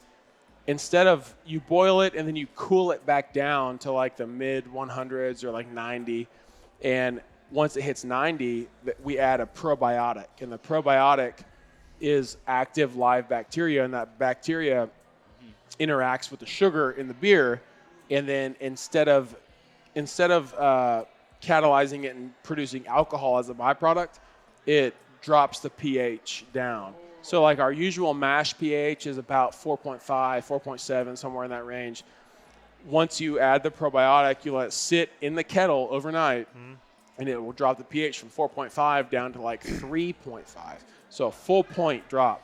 And that's what gives it the tartness, is this drop in pH, which is, the hydrogen ions or whatever, a bunch of chemistry nerdy Science stuff bitch. that people will like. But my point, I look at this metric. It should be at 3.5. And anyway, so what we usually add is this Good Belly. This product called Good Belly. We can get it at Food Line, get it at Kroger. And it's just a probiotic like quart of, looks like a milk, it's like a carton like a milk, like you fold open the opening and you pour it in. And so the brew day, we're getting to that section. I run to Food Line. They don't have any Good Belly in stock.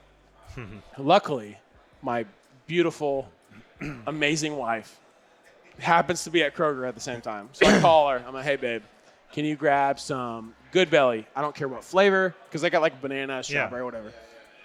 Grab some Good Belly. The flavor won't really come through. We just need the probiotics. Right. And she's like, okay. And 5 minutes later, she comes back. She's like, they don't have any Good Belly at Kroger. At this point, I'm like, that's 2 grocery stores, no Good Belly. We try another one, no luck. Anyway, so I'm like, just buy any probiotic that's on the shelf at where Kroger. So she buys. It was Activia. We threw it. Jamie Lee came. No, it was. It was a whole thing. It was some like kombucha drink from Kroger. I was like, we need 96 ounces. So she put like $100 worth of this kombucha drink, which it was like a lemonade kombucha or whatever. We dump it in the kettle. And I come, so it takes 12, 24 hours to like actually metabolize the stuff and do its job. So I come back the next morning, 7, 8 a.m., I don't remember.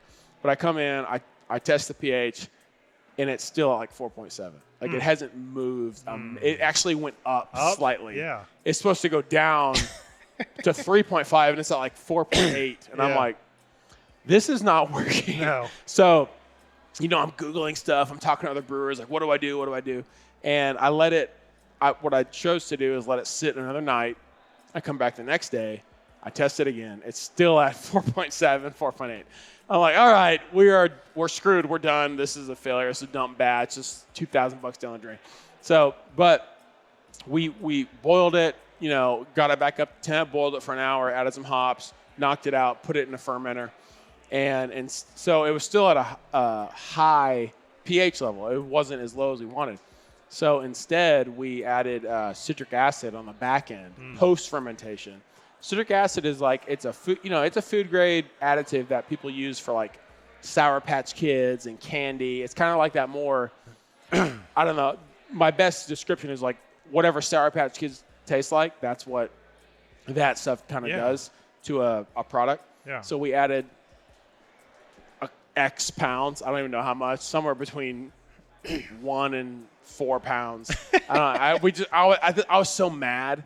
I was like, just whatever, just add this. Yeah. Because we had like $1,000 of fruit in this batch. Yeah. Because like each box, 42-pound box of fruit puree is like $250. Wow. And this is our fruited sours. We do 4 boxes of fruit. $1,000. And so it costs us like double. Yeah. To make a sour what it does to make like a lager or a blonde or whatever. So I was, I got a pucker factor going. I'm kind of like, oh god, this is an unmitigated disaster. But anyway, we added the fruit, we added the citric acid, and so it's a different. The whole point of this hour-long tirade I've just tortured anyone who's still listening through is that it was people are asleep right it's now. A different sour. Our other sours, the pH, the function of the sourness was from the probiotic. This one, the function that created the sourness is from citric acid. From citric acid. So it's a completely different game. Okay. And so it's different. And that's what we're drinking here. Yep. Yes.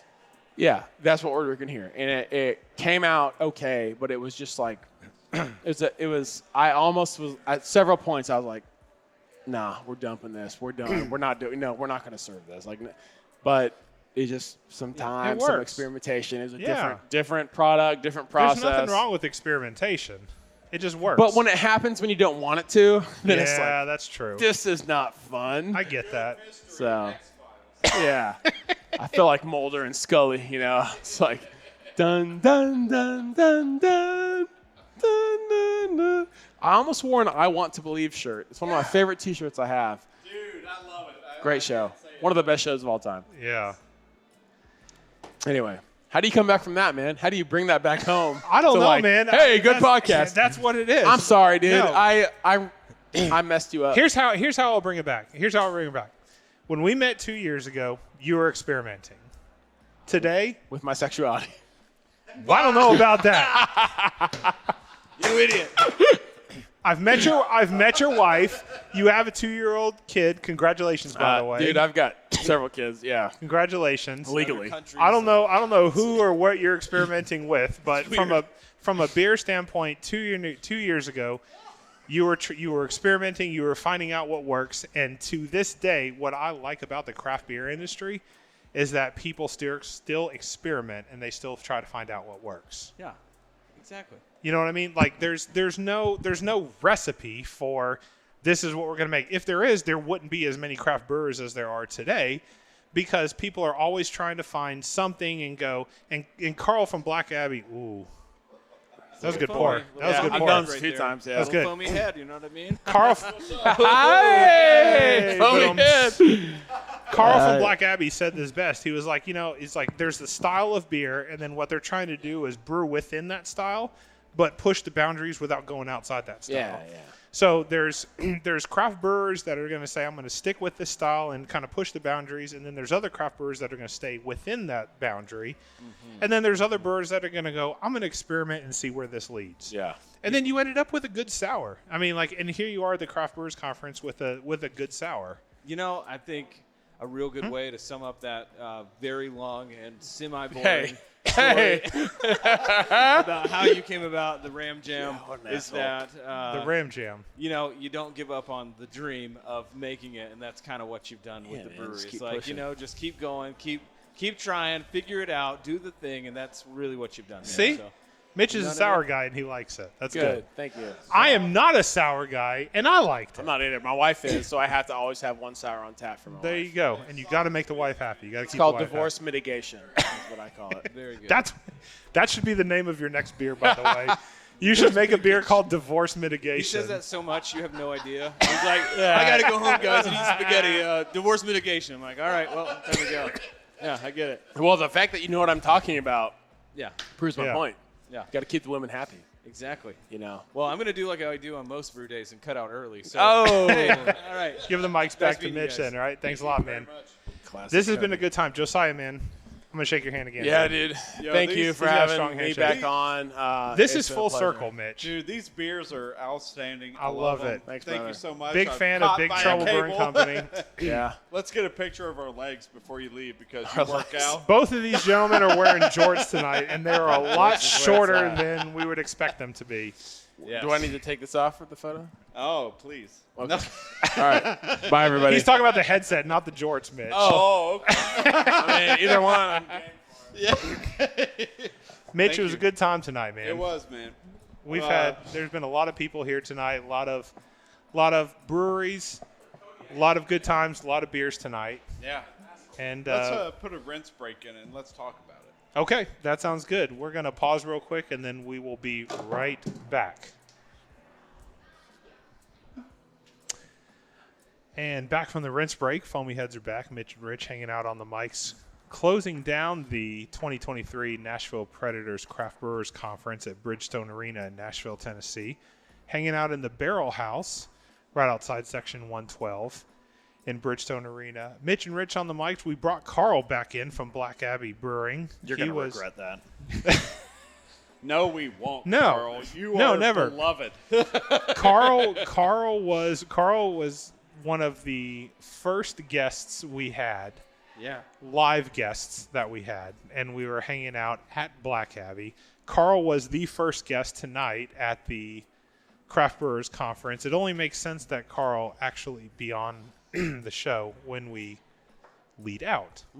Glad to do it. Of the Glad to have been conference. here. Glad to be the one who And he closes brought you down. and he brought an entire bucket of IPA. I did, which honestly, y'all have done kind of a poor job. No, at okay. Well, hold on a second. finishing We've been this. busy. Yeah. Damn it. We've done very well. In fairness, that is a really big ass bucket of beer. It's a good sized bucket. It is a good sized bucket of beer. But if I'd brought some into, tiny little bucket, you'd been like, Carl brings this little half big Exactly. bucket up we here. dug Like, this is into like- it had to multiple do this. times. Yes. We've had multiple guests come up and they're like, "What's this?" And we're like, "It's a bucket of beer."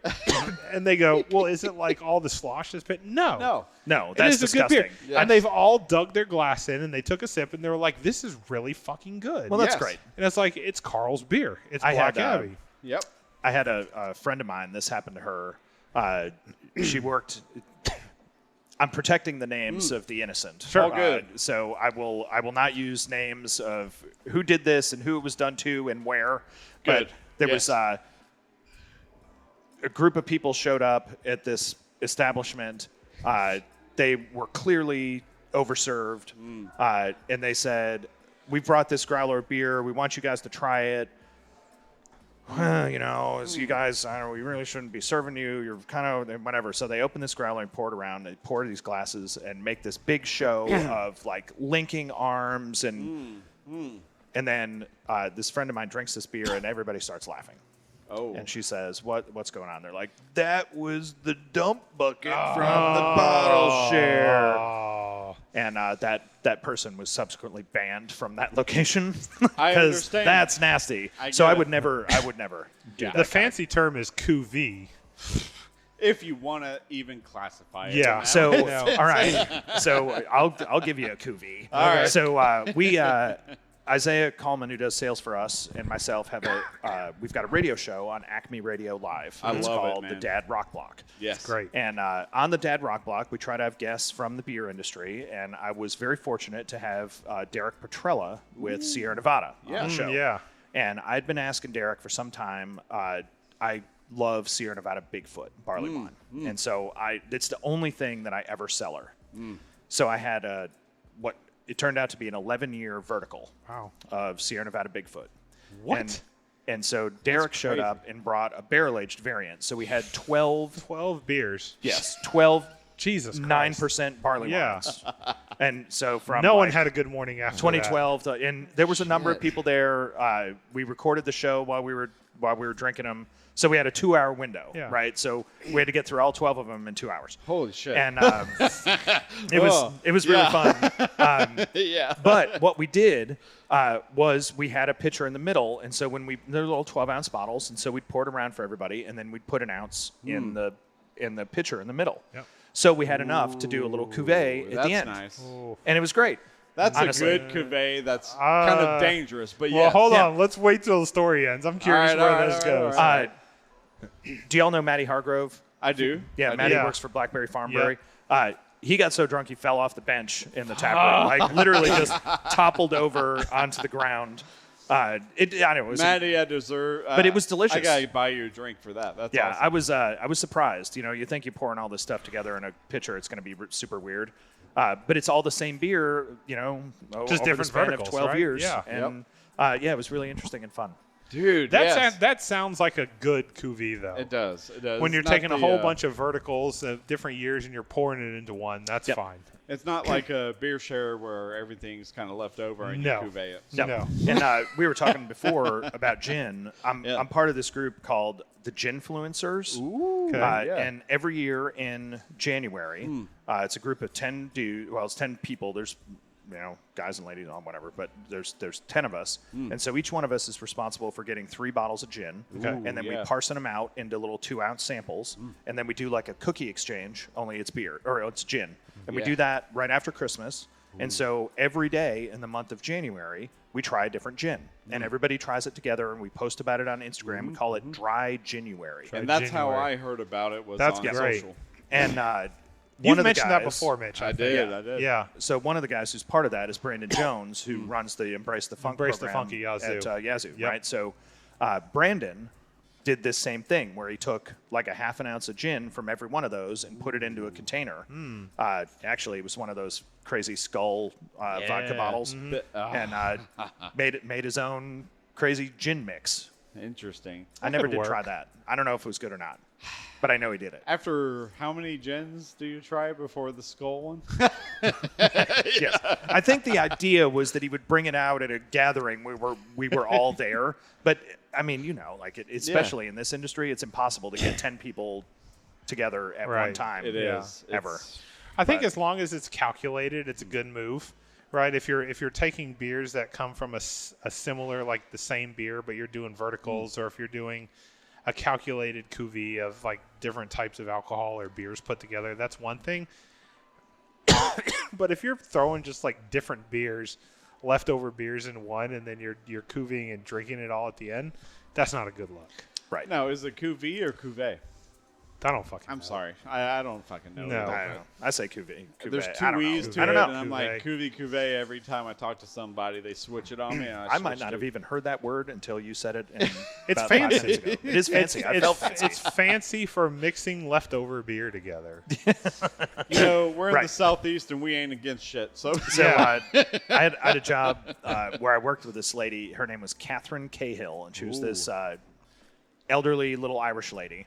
And one day she was talking about, I don't know, we were sitting around and somebody talking about dinner, and she's like, oh, you know, I'm going to go home tonight and I'm going to eat muckajabobs. I'm like, muckajabobs? What? Pray tell. What are muckajabobs? is muckajabobs? And she's like, muckajabobs is when you take whatever's in the refrigerator and you put it in a fry pan and you cook it up together. Ooh, Which is okay. exactly what we're talking about, right? Yes, It's cuvee, it is. cuvee. It is. You could just call it muckajabobs. Muckajabobs. In restaurant terms, it's called the chef's special. Right. It's basically whatever's left over that they're trying to get rid of. Muckajabobs. Muckajabobs. I'm going to make muckajabobs tonight, man. That's probably a good idea. That's going to be fucking disgusting. All right. Listen. Speaking of tonight, Yeah. it's 9:45. I got to go help my team break Let's do our setup down. Yeah. Thank you Yeah. for having me be a part of this. Yeah, I'm absolutely. always so grateful. Thank you and so glad much. to Carl see and you Black guys. Abbey, always good Yes. people to talk to. And you did ask me to give you a song recommendation, did, so I'm I going did. to. Yeah. Okay. My one of my absolute favorite bands is based here in Nashville. The founders of the cowpunk movement, Jason and the Nashville Scorchers. Ooh, okay. So Jason Ringenberg and Warner E. Hodges started this band in like 82, maybe 83. All right. I encourage you to go find their record Lost and Found. Lost and found. It will burn your face off. You find it on Spotify? You can totally find it on Apple Spotify. Music, Amazon, you all can those. go to all of your local record stores here in Nashville. You probably Okay. find a copy of it. Jason and the Scorchers, Lost and Found. Lost Hell and yeah. found. Yeah. Good to know. Just blazing. There would be no Georgia Satellites if it weren't for Jason and the Scorchers. okay. So total cowpunk. You're going to dig it. Let's do it, man. All right. Awesome. Well, All right. thanks Thanks, again Carl. for having me on. I'm going to go bounce downstairs and help them pack up this stuff and beat feet back to Black Abbey. Do your Hell thing, yeah, man. All right. Thanks. Carl with Black Abbey, ladies and gentlemen. Thank you very much. That was awesome. Very welcome. Shake hands on the way out. Mitch, Yeah, man. good times, brother. Yeah, We've been through a lot tonight. we have. We've been back to back a little bit, Yep. and we have Carl finishing us out. And there's only one thing that we have left to talk about. What do we have to talk about? So, Oh, everyone needs a homie. everyone needs a homie. man. Everyone needs a homie. This is one of those times where it is very good to have a pick-me-up. Yes. It is Yes. at the end of the night. People are drinking. They're tired. Play that song from Carl and enjoy what we have left. We have a home style and a tunnel vision. Yep. Local craft beer will work. Even better, Black Abbey, because Carl said the suggestion. Man. Yes. Every beer we've had tonight at the Nashville Predators Craft Brewers Conference. Man, I suck at words, and thank you, Richard. It's been great, man. It has, and the beer's hitting really Yeah, well. and absolutely. It's very accompanying. But we've got a lot of beers to finish, and thank you, Bibco, for supplying our middle of the interviews kind of beers. Love to have you to talk one time about. And your we'll beers. be doing a live show. We will be. Eventually at Bearded Iris. We will. Sylvian Supply. And That's going to be so fun, by the way. yeah. That's By a the little time this airs, it's going to be around the corner. Yep. So, absolutely. yes. But we've been through a lot tonight, man. We started out with Carl with Black Abbey. And then love from Carl, then man. we moved to, oh my gosh, dude. I mean, we've been through the gamut tonight. There's We been have. multiple breweries. Very much. We've been just reaching out to people over the last couple of days. Everyone has been super hospitable and just walking the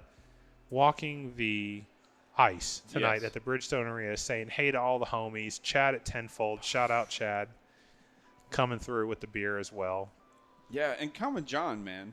Yeah, They are breaking through all sorts of shit, and it sucks that a lot of us are in Nashville that probably listen to this podcast, but you got to get your ass down to Manchester. go to Manchester, man. It'll be worth it. You're Make sleeping sure on Common John, Yes. man. I'm telling you. You got to get a lunch, and you got to get a beer. Yep. Maybe 3. Yep. So Because you got a little bit of a trip back to Nashville, but make sure it's worth it. Get 2 meals. Yeah, eat some food and Dude. drink some beer while you're there. So fucking good, and their festival is absolutely worth it. And they came through with the swag also. Yep. They've got the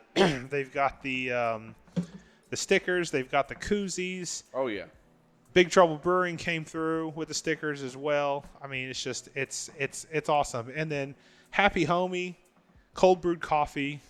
One of the variants is one of the spinoffs from Curio Brewing out in Franklin. Exactly what we need for a pick-me-up after all these beers is a Happy Homie cold brewed coffee from a local brewery. Everyone needs a homie.